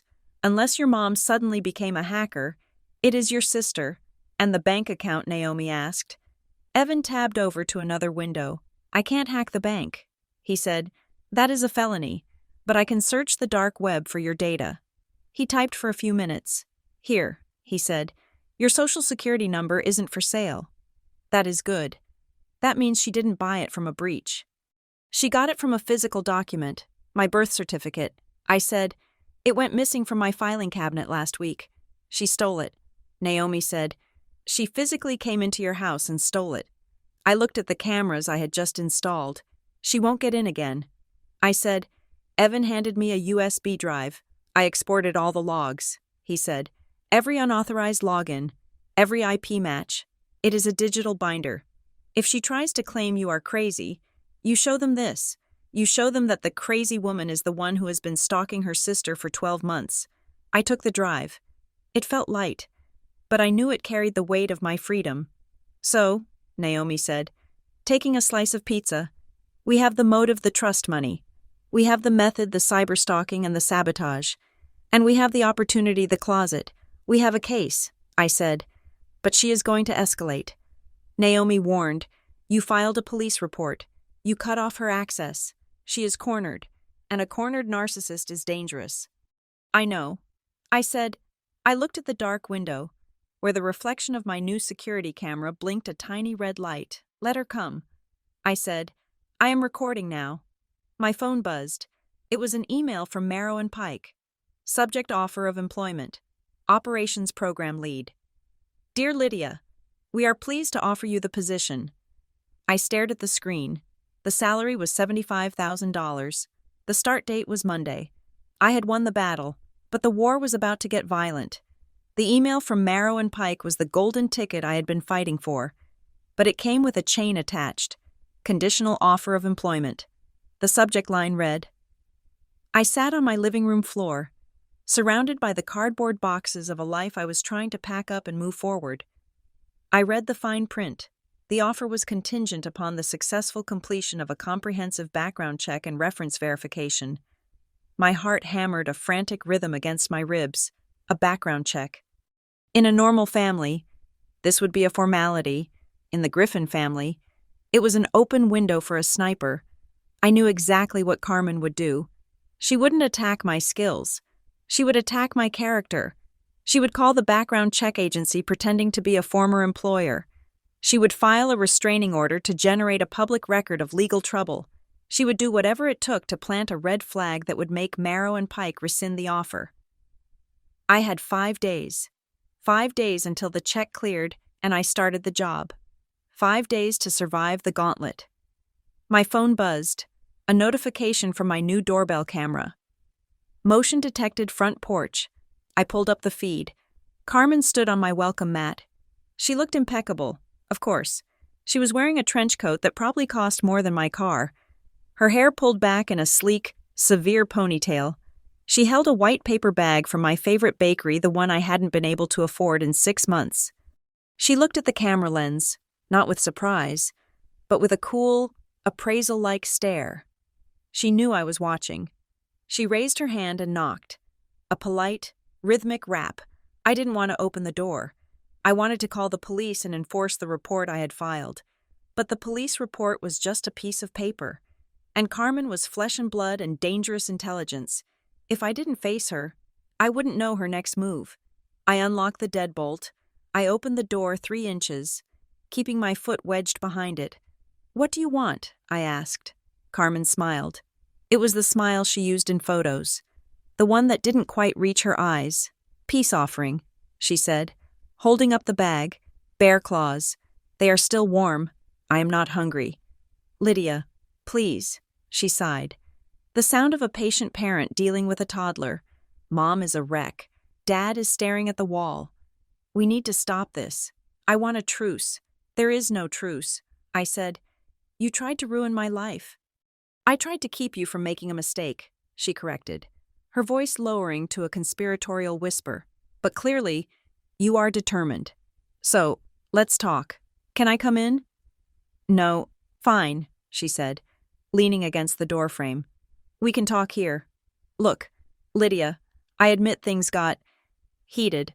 The closet was a bad judgment call. I was panicked. I thought you were spiraling. I am sorry." She said the words, but they tasted like ash. Carmen never apologized unless she was buying something. "I don't believe you." I said, "I am trying to help you. Lydia, you are about to start this big, high-pressure job. Do you really think you are ready? You are barely sleeping. You are installing security cameras. You are paranoid. I am paranoid because you are stalking me. I am not stalking you. I am worried. Listen, if you just postpone starting for a month, just take 30 days to get your head straight. We can fix everything. Mom and Dad will pay for a therapist. We can go to a spa. Just delay the start date. Tell them you have a health issue. They will understand." I froze. "If you just postpone starting." The request hung in the damp air between us, vibrating with hidden intent. Why did she care if I started Monday or next month if she wanted me to fail? She would want me to start immediately and crash. Why did she want a delay and then... The tumblers in my brain clicked into place. The trust. The clause mister. Fenn had showed me. Consecutive employment for 24 months prior to distribution. I was 33. The distribution happened at 35. If I started on Monday, I would hit the 24-month mark exactly on my 35th birthday. I would vest. I would get the money. But if I delayed, if I waited a month, I would miss the window. I would turn 35 with only 23 months of employment. And if I missed the window, the money stayed in the trust. It stayed under Carmen's management. She didn't need to stop me forever. She just needed to stop me for 30 days. She wasn't trying to save my mental health. She was trying to run out the clock. I looked at her. Really looked at her, and for the first time, I didn't see the powerful, perfect older sister. I saw a desperate woman who was terrified of losing her paycheck. "I am starting Monday," I said, my voice cold and absolute. Carmen's smile vanished. The mask slipped, revealing the sneer beneath. "You are going to crash. Lydia," she spat, "and when you do, don't come crawling back to us, because we might not be there to catch you this time. You were never catching me." "Carmen," I said, "you were holding me down." I slammed the door. I locked the deadbolt. I watched on the camera as she stood there for a moment, staring at the wood. her face twisted in a mask of pure, unadulterated rage. Then she turned, dropped the bag of pastries into my bushes, and marched back to her car. I called Naomi. "She wants a delay," I said. "It is the trust. She needs me to miss the 24-month cutoff. Then we need to fast-track everything." Naomi said, "Do not give her an inch." 2 hours later, my father called. "Lydia," he said, his voice heavy and weary, "your mother cannot stop crying. This has to end. We have set up an appointment at the Larkspur Family Resolution Center for Thursday. A mediator. Neutral ground. I am not coming." I said, "Lydia, please, if you want us to respect your independence, show us you can handle conflict like an adult. Come to the table. Let's lay it all out. If we cannot resolve this, then, fine, you go your way, but give us one chance to explain." I thought about it. I thought about the police report. I thought about the background check. If I refused mediation, they could paint me as uncooperative and hostile in court later. If I went, and I destroyed their narrative with facts, I could silence them. "I will come," I said, "under 2 conditions. Name them. 1. The session is recorded. 2. Any documents you plan to present must be shared with me 24 hours in advance, and I will do the same." "Fine," my father said. "Fine. Just be there." The Larkspur Family Resolution Center was a beige building that smelled of sanitized despair. The waiting room had a fish tank where 3 depressed goldfish circled a plastic castle, endless and pointless. I arrived early. I was wearing my interview suit again, my armor. I carried a black binder. Inside that binder was the work of 3 days. The logs Evan had pulled, the timeline Naomi had helped me build, the police report case number, the affidavit from Aunt Tessa. My parents and Carmen arrived 10 minutes later. They came in as a unit, a phalanx of shared delusion. My mother looked frail, leaning on my father's arm. Carmen looked like she was attending a board meeting. Armed with her own thick, leather-bound binder, we were ushered into a conference room with a round table. The mediator was a woman named Mrs. Gable, a soft-spoken woman with kind eyes and a demeanor that suggested she had seen every variety of human cruelty disguised as love. "Thank you all for coming," Mrs. Gable said.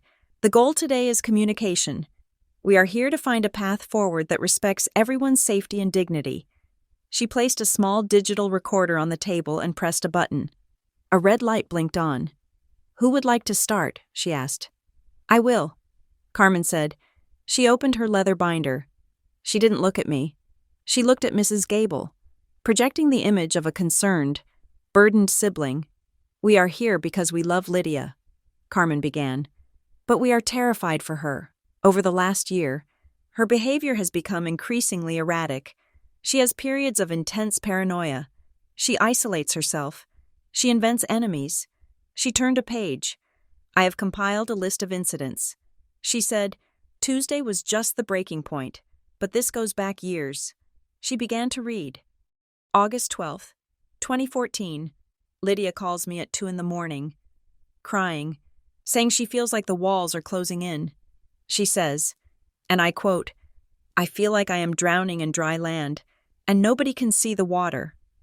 I stiffened. November 3rd, 2015. Carmen continued. Lydia writes that she believes she is invisible, and that maybe it would be better if I just disappeared. My blood ran cold. I knew those phrases. I knew them intimately. They weren't things I had said to Carmen. They were sentences I had written in my private journal, a journal I had kept in a shoebox under my bed in high school and college, a shoebox that was currently stored in the attic of my parents' house. She was reading my diary. She had gone into the attic, dug through my personal belongings, found my most vulnerable, teenage angst-ridden thoughts, and was now presenting them as evidence of current mental instability. She quoted another line. "I hate them sometimes. I hate how they look at me," C. Carmen said, looking at Mrs. Gable with wide, sad eyes. "She has harbored this anger for years. It is a pathology. She rewrites history to make herself the victim. The closet incident. She likely locked herself in. She does these things to get attention. And then she panics. My mother was sobbing quietly into a tissue. My father was nodding, looking grave. Mrs. Gable looked at me. Lydia, she asked, do you have a response? I sat very still. The old Lydia, the responsible backup. The peacekeeper would have cried. She would have screamed that those were private. She would have tried to explain the context of a 19-year-old girl's depression, but that Lydia had died in the closet. I reached for my water glass. I took a sip. I set it down. I opened my black binder. The quotes. Ms. Griffin just read are not from phone calls, I said, my voice steady and low. They are from a private journal I kept between the ages of 19 and 22. The fact that she has them proves that she has accessed my stored personal property without my consent. It is not evidence of my instability. It is evidence of her invasion of privacy. Carmen's eyes narrowed. I turned the page of my binder. But let's talk about recent history. I said, let's talk about the last 48 hours. I slid a piece of paper across the table to Mrs. Gable. This is a log of IP addresses accessing my personal email and bank accounts. I said, you will notice the recurring IP address ending in 442. I slid a second paper. This is a screenshot of a soft inquiry on my credit report from Juniper Ridge Bank, initiated at 4 p.m. on Tuesday. I slid a third paper. This is a copy of an email sent from my account to my employer, resigning from a job I had not yet accepted. It was sent from a device with the ID iPhone 15 Pro. I looked at Carmen. Carmen owns an iPhone 15 Pro. My parents' home Wi-Fi IP address ends in 442. I looked at Mrs. Gable. My sister claims I am paranoid. Paranoid people imagine enemies. I do not have to imagine mine. I have digital footprints. Mrs. Gable picked up the papers. She adjusted her glasses. She looked at the logs. She looked at Carmen. Miss Griffin? Mrs. Gable asked, her voice losing its softness. Did you access your sister's email account? Carmen scoffed. I might have logged in to check on her bills. She forgets to pay them. I was trying to help. And the resignation email, Mrs. Gable asked, did you send that to help? Carmen faltered. Her polish cracked. A flush of red crept up her neck. She wasn't ready for the job, Carmen snapped. She would have failed. I was saving her from the humiliation of being fired later. The room went silent, admitting it. She had just admitted it. And the bank account, I asked. Why did you try to open a bank account in my name? Carmen, I needed to transfer funds for her care. Carmen stammered. For the trust? For the trust, I repeated. I pulled out the final document. The page Mr. Fenn had printed for me. The productivity clause. The trust requires me to be employed for 24 months to receive my share. I said, if I am not, the money stays under the trustee's control, and the trustee you. Carmen can pay themselves administrative fees. I looked at my father. Did you know? Dad? Did you know she was paying herself to manage me? My father looked at Carmen. He looked confused. What fees, he asked. Carmen, you said you were doing the paperwork for free. I have expenses, Carmen cried, her voice rising to a shrill pitch. It takes time. Dad, dealing with her takes time. I deserve compensation for the stress she puts this family through. The mask was gone. The concern was gone. It was just greed, naked and ugly. Mrs. Gable placed her hand on the recorder. I think we need to pause, she said firmly. This conversation has moved beyond mediation. These are admissions of potential criminal conduct. My father stood up abruptly. His chair scraped loud and harsh against the floor. That is enough, he barked. He pointed a finger at me. You are vindictive. Lydia, look at what you are doing. You are trying to entrap your sister. You are trying to turn this into a legal circus. I am trying to survive, I shouted, standing up to meet him. She stole from me. She imprisoned me. And you watched. We were protecting you, he roared. You are not capable of handling that money. You never have been. Why, I asked. Why am I not capable? Because I forgot to file taxes once when I was 22. Because I had depression in college. Or because you need me to be the failure, so Carmen can be the star?" My mother put her head in her hands and began to wail. Stop it, both of you." I looked at them, the tableau of my life, the screaming father, the crying mother, the scheming sister. I picked up my binder. "I am requesting a full accounting of the trust," I said to my father, "every penny, every reimbursement. And if I find $1 that Carmen paid herself for caretaking while I was working my ass off to pay your bills, I will sue you for breach of fiduciary duty." I walked to the door. "Lydia," my father yelled, "if you walk out that door, you are on your own. No safety net, no family." I put my hand on the knob. I have never had a safety net. "Dad," I said, "I just had a cage." I walked out. I sat in my car in the parking lot, shaking. The adrenaline crash was hitting me hard. I felt nauseous. I felt guilty. The sound of my mother crying echoed in my ears. Am I the villain? The thought whispered in my mind. Maybe I am destroying the family. My phone pinged. It was an email from Aunt Tessa. Subject, found it. Attached IMG _449 2.J PG Lydia. I dug through my old photo albums. I found this picture from Christmas 2018. Willa was showing me the trust addendum she had just signed. Zoom in on the second paragraph. I opened the image. It was a photo of a document on a mahogany desk, a cup of tea and a plate of cookies beside it. The text was legible. I zoomed in on the productivity clause. No beneficiary shall receive any distribution of principal unless they can demonstrate consecutive employment for a period of no less than 12 months. 12 months? I froze. The document. Mr.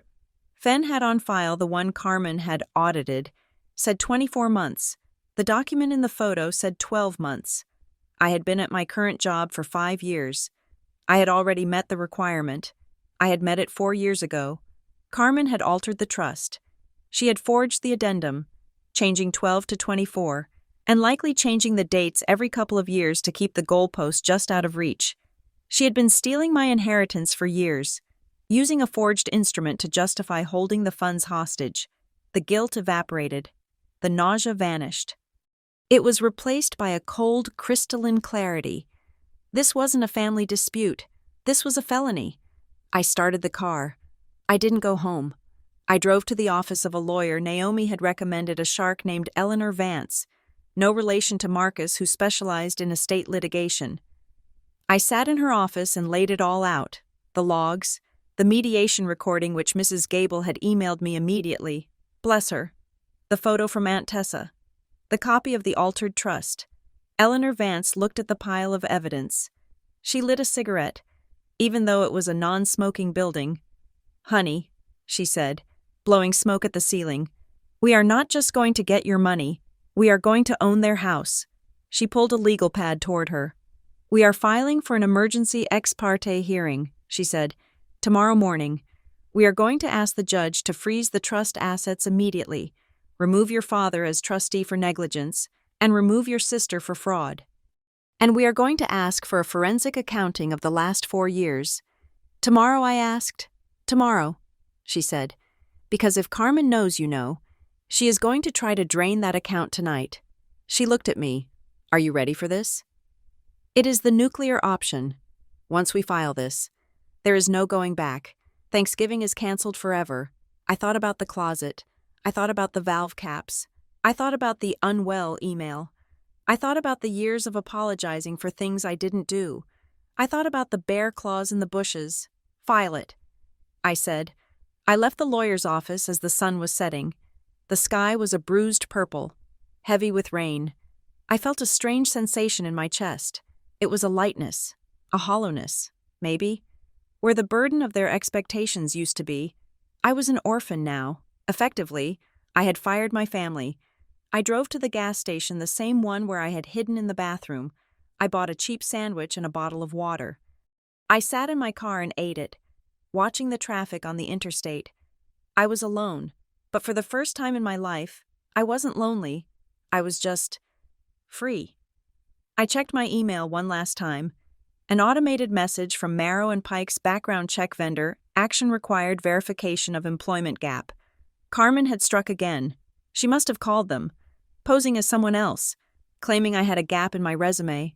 I smiled, a cold, sharp smile. Let her try. Tomorrow, at 9 a.m., I would be in court, and at 1 p.m., I would be at the Marrow and Pike orientation. I was going to do both. I was going to burn her world down, and then I was going to go build mine. I put the car in gear. The game was over. The war had begun. Monday morning arrived with the sharpness of a freshly honed blade. The sky over Havenport was a brittle, aching blue, the kind of weather that offered no shadows for secrets to hide in. I stood in front of my bathroom mirror at 6 a.m, staring at the two outfits hanging on the door. On the left hook was my Navy interview suit, the one I had worn to the mediation, the one that now smelled faintly of my father's shouting. On the right hook was a charcoal gray dress and blazer combination Marrow and Pike suggested business casual for orientation. I had to wear the suit. I had to wear the armor. The scheduling was a cruel symmetry that felt orchestrated by a writer with a dark sense of humor. My hearing at the Havenport District Civil Court was scheduled for 9 o'clock in the morning. My new employee orientation at Marrow and Pike began at 1 o'clock in the afternoon. I had 4 hours to dismantle my family's conspiracy and then drive 3 miles down the road to learn how to log into the corporate payroll system. I dressed in silence. I didn't play music. I didn't check the news. I checked the cameras. The feed showed my driveway was empty. No bear claws in the bushes today. No Carmen standing on the porch. She was already at the courthouse. I knew this because Eleanor Vance, my chain-smoking shark of a lawyer, had texted me at 5:30. They are trying to file a motion to dismiss. Don't worry. I eat motions to dismiss for breakfast. Bring the binder. I grabbed the black binder. It was thicker now. Over the weekend, Evan and I had added the timeline of the trust alterations, cross-referencing the dates of my mental health episodes with the dates Carmen had requested reimbursements from the trust. Every time I had a crisis, Carmen wrote herself a check. It was a perfect, parasitic ecosystem. I drove to Havenport. My knuckles were white on the steering wheel. I wasn't afraid of losing. I was afraid of what winning would look like. I was afraid of seeing my parents in a courtroom, stripped of their parental authority, reduced to defendants in a civil fraud case. As I pulled into the parking garage near the courthouse, my phone rang. It was Sarah from Marrow and Pike HR. My heart stopped. Had the background check failed? Had they found the police report and decided I was too much trouble? I answered, keeping my voice level. "This is Lydia." "Hi, Lydia," Sarah said. Her voice was tight, professional, but strained. "I am calling because we had another incident regarding your file this morning." I closed my eyes. "What happened?" I asked. "We received a call on the main line at 8:15. Sarah said, the caller identified herself as a concerned citizen. She claimed that you were currently the subject of an active criminal investigation for elder abuse and that you were a safety risk to our employees. She urged us to revoke your offer immediately. Elder abuse. Carmen was projecting again. She was the one abusing the trust of the elderly. So naturally, she accused me of it. I gripped the phone so hard the plastic creaked. "Sarah," I said, "I am currently walking into the Havenport District Civil Court. The hearing is regarding the financial fraud committed by the person who called you. I am the plaintiff. She is the defendant. This call is a retaliation tactic designed to intimidate me and damage my employment." There was a pause. "We suspected as much," Sarah said, her tone softening. The caller refused to leave a name, but the number came up as private. "Lydia, I want you to know that we take harassment of our employees very seriously. We have logged the time of the call. We have flagged it, and we are not revoking your offer. Thank you." I whispered, "You have no idea what that means to me." "Just get here by 1, Sarah said. "We will have security at the front desk aware of the situation. You are safe here." I hung up. She had tried one last time. She had tried to nuke the bridge while I was standing on it, and she had failed. I walked into the courthouse. The metal detectors beeped as I passed through. a rhythmic affirmation that I was entering a zone where weapons were checked at the door. Eleanor was waiting for me outside courtroom 3B. She looked impeccable in a crimson suit that signaled blood in the water. "Ready?" she asked. "I am ready." We walked in. The courtroom was smaller than I expected, smelling of wood polish and anxiety. My parents and Carmen were already seated at the defendant's table. They looked small. That was the first thing that struck me. In my mind, in my childhood home, they were giants. They were the arbiters of reality. But here, under the fluorescent lights, surrounded by oak paneling, they were just three people in ill-fitting clothes. My father looked gray. My mother was clutching a handkerchief. Carmen was staring straight ahead. Her jaw set so tight I could see the muscle twitching. She didn't look at me. Judge Holloway entered. He was an older man with reading glasses perched on the end of his nose and an expression of permanent fatigue. Civil Action Number 492. Griffin versus Griffin et al. He read, "We are here on an emergency motion for injunctive relief and accounting." Eleanor stood up.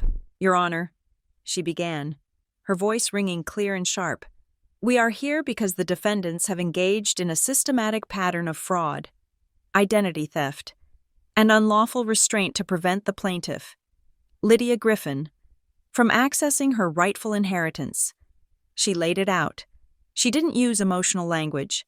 She didn't talk about feelings. She talked about dates. She talked about dollars. She walked the judge through the timeline. October 14th. The plaintiff is locked in a closet. The plaintiff's phone is disabled. The plaintiff escapes. October 14th. Later that day, an email is sent from the plaintiff's account, resigning from a job. The IP address traces to the defendant's home. October 15th, an unauthorized credit inquiry is made at Juniper Ridge Bank, and then, the kill shot. "Your Honor," Eleanor said, holding up the photo Aunt Tessa had sent. "This is a photograph of the original trust addendum, signed by Willa Griffin in 2018. It clearly states a vesting requirement of 12 months of employment." She held up a second document. "This is the document provided by Carmen Griffin to the law firm of Harrow and Fenn last week. It states a requirement of 24 months. The judge leaned forward. He took the two documents. He looked at one. He looked at the other. He looked at Carmen. Carmen didn't move. She didn't blink. He looked back at Eleanor. "Is it your assertion that the defendant altered the original trust instrument?" Judge Holloway asked. "It is," Eleanor said. "We believe she altered it to ensure the plaintiff never qualified for distribution, thereby keeping the principal under her control to draw administrative fees. Fees which, I might add, total over $40,000 in the last 3 years. $40,000. I gasped. I couldn't help it. I had been eating ramen. I had been driving a car with a failing transmission. I had been drowning in debt to fix my mother's car. And Carmen had paid herself $40,000 of my grandmother's money to manage me. The judge turned to Carmen's lawyer, a sweaty man named Mr. Lipton, who looked like he wished he was anywhere else. "Mr. Lipton," the judge said, "do you have a defense for this discrepancy?" "Your Honor," Mr. Lipton stammered, standing up, "my client asserts that, well, there may have been multiple drafts of the trust. This is a family misunderstanding. The family has been trying to protect Lydia. She has a history of instability." "Stop," the judge said. He didn't shout. He just dropped the word like a stone. He looked at Carmen. "Ms. Griffin," the judge said, "did you lock your sister in a closet on the morning of October 14th? Carmen stood up. She smoothed her skirt. She looked the judge in the eye. "I put her in a safety timeout," Carmen said, her voice trembling with practiced fragility. "She was having a manic episode. I was trying to keep her from hurting herself." "And did you send a resignation email from her account?" the judge asked. I was trying to mitigate the damage to her career," Carmen said. "She wasn't well enough to work." "So you admit you impersonated her?" "I admit I acted as her caretaker," Carmen said, lifting her chin. "As I have always done." The judge took off his glasses. He rubbed the bridge of his nose. "That is not caretaking. Ms. Griffin," he said, "that is fraud. and locking an adult in a closet is false imprisonment. He looked at the papers again. I am granting the temporary restraining order. The judge ruled, all assets of the Griffin Family Trust are frozen effective immediately. Mr. Dale Griffin is suspended as trustee pending a full forensic audit. Ms. Carmen Griffin is removed as administrative agent and is ordered to surrender all physical and digital records to the court within 24 hours. He banged his gavel, and I am referring this matter to the district attorney's office for review regarding the allegations of forgery and identity theft. The sound of the gavel was the loudest thing I had ever heard. It was over. My father slumped in his chair. My mother let out a low moan. Carmen stood frozen, her face draining of color until she looked like a wax statue. The district attorney. This wasn't just civil anymore. She was looking at criminal charges. I stood up. My legs felt shaky, but I stood tall. Eleanor squeezed my arm. "We got them," she whispered. I walked out of the courtroom. I needed air. I needed to breathe. My parents and Carmen followed a minute later. We met in the hallway, under the cold light of the atrium. "Lydia," my father said. His voice was broken, a rasp. I turned to face them. "You destroyed us," he said. "Are you happy? You destroyed your family for money?" "I didn't destroy anything." "Dad," I said, "I just turned on the lights." My mother stepped forward. She reached for my hand, but I pulled back. "Lydia," she whispered, tears streaming down her face. "You were never supposed to take it this far." I froze. The words hung in the air, echoing off the marble floor. You were never supposed to take it this far. It wasn't, "You were mistaken." It wasn't, "We made a mistake." It was, "You broke the script." It was an admission that there was a plan, a boundary line of abuse that I was supposed to accept, and by crossing it, by fighting back, I was the one who had violated the contract. "You knew," I said, looking at her. "You knew about the forgery. You knew about the fees." She didn't answer. She just wept. And that was my answer. They had sold me. They had sold my independence to buy Carmen's loyalty and their own comfort. I was the sacrificial lamb they kept in the duplex, the one they could kick whenever they felt small, the one whose inheritance funded their lifestyle. I looked at Carmen. She wasn't crying.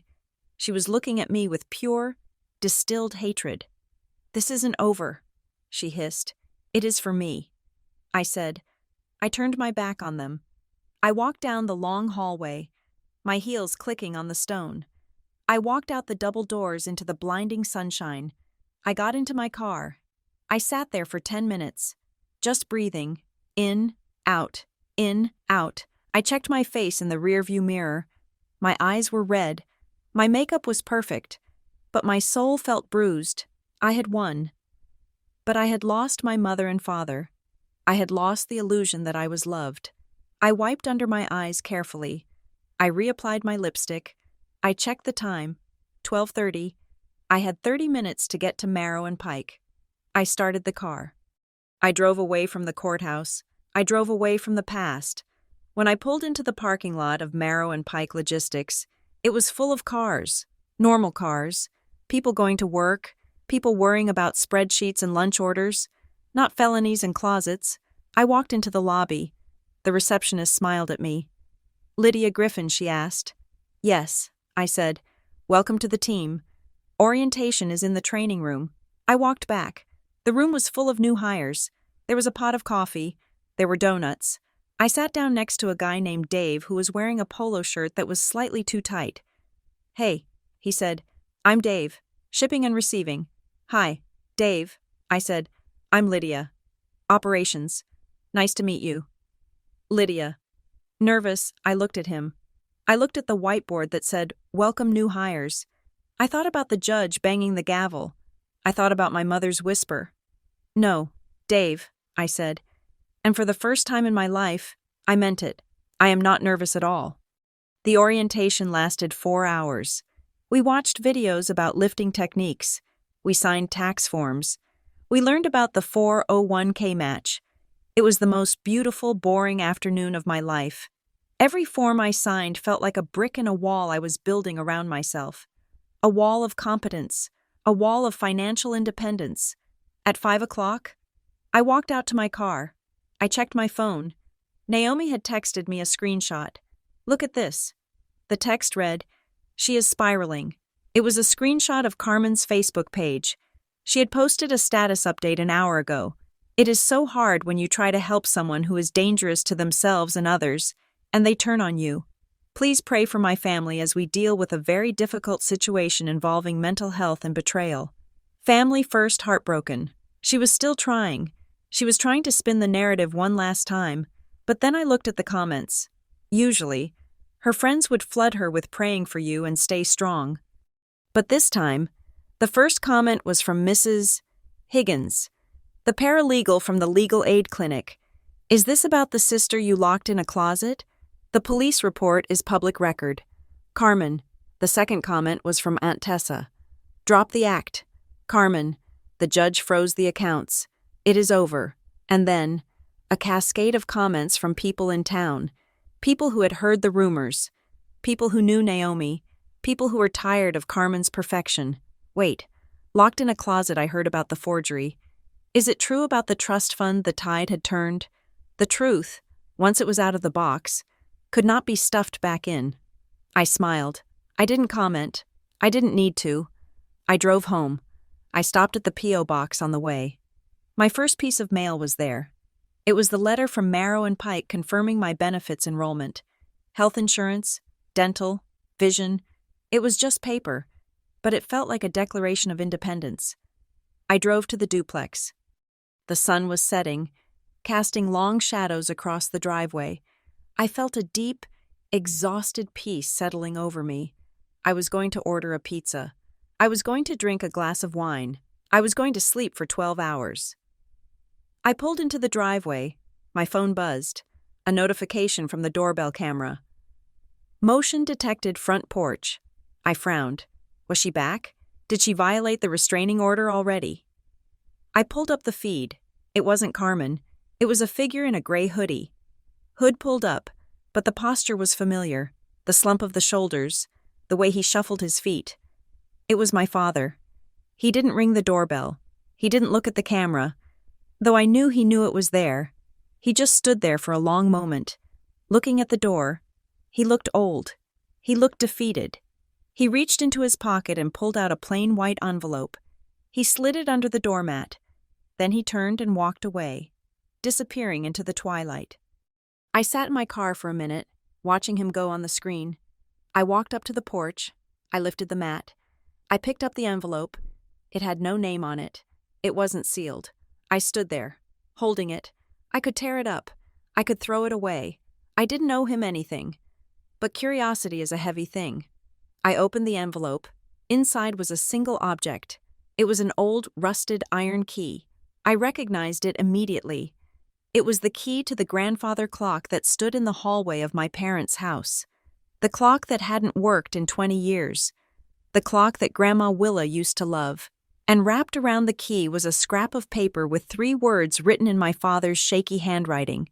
She hid more. I stared at the key. She hid more. Did he mean money? Documents? Secrets? Was this an olive branch, or was it a trap?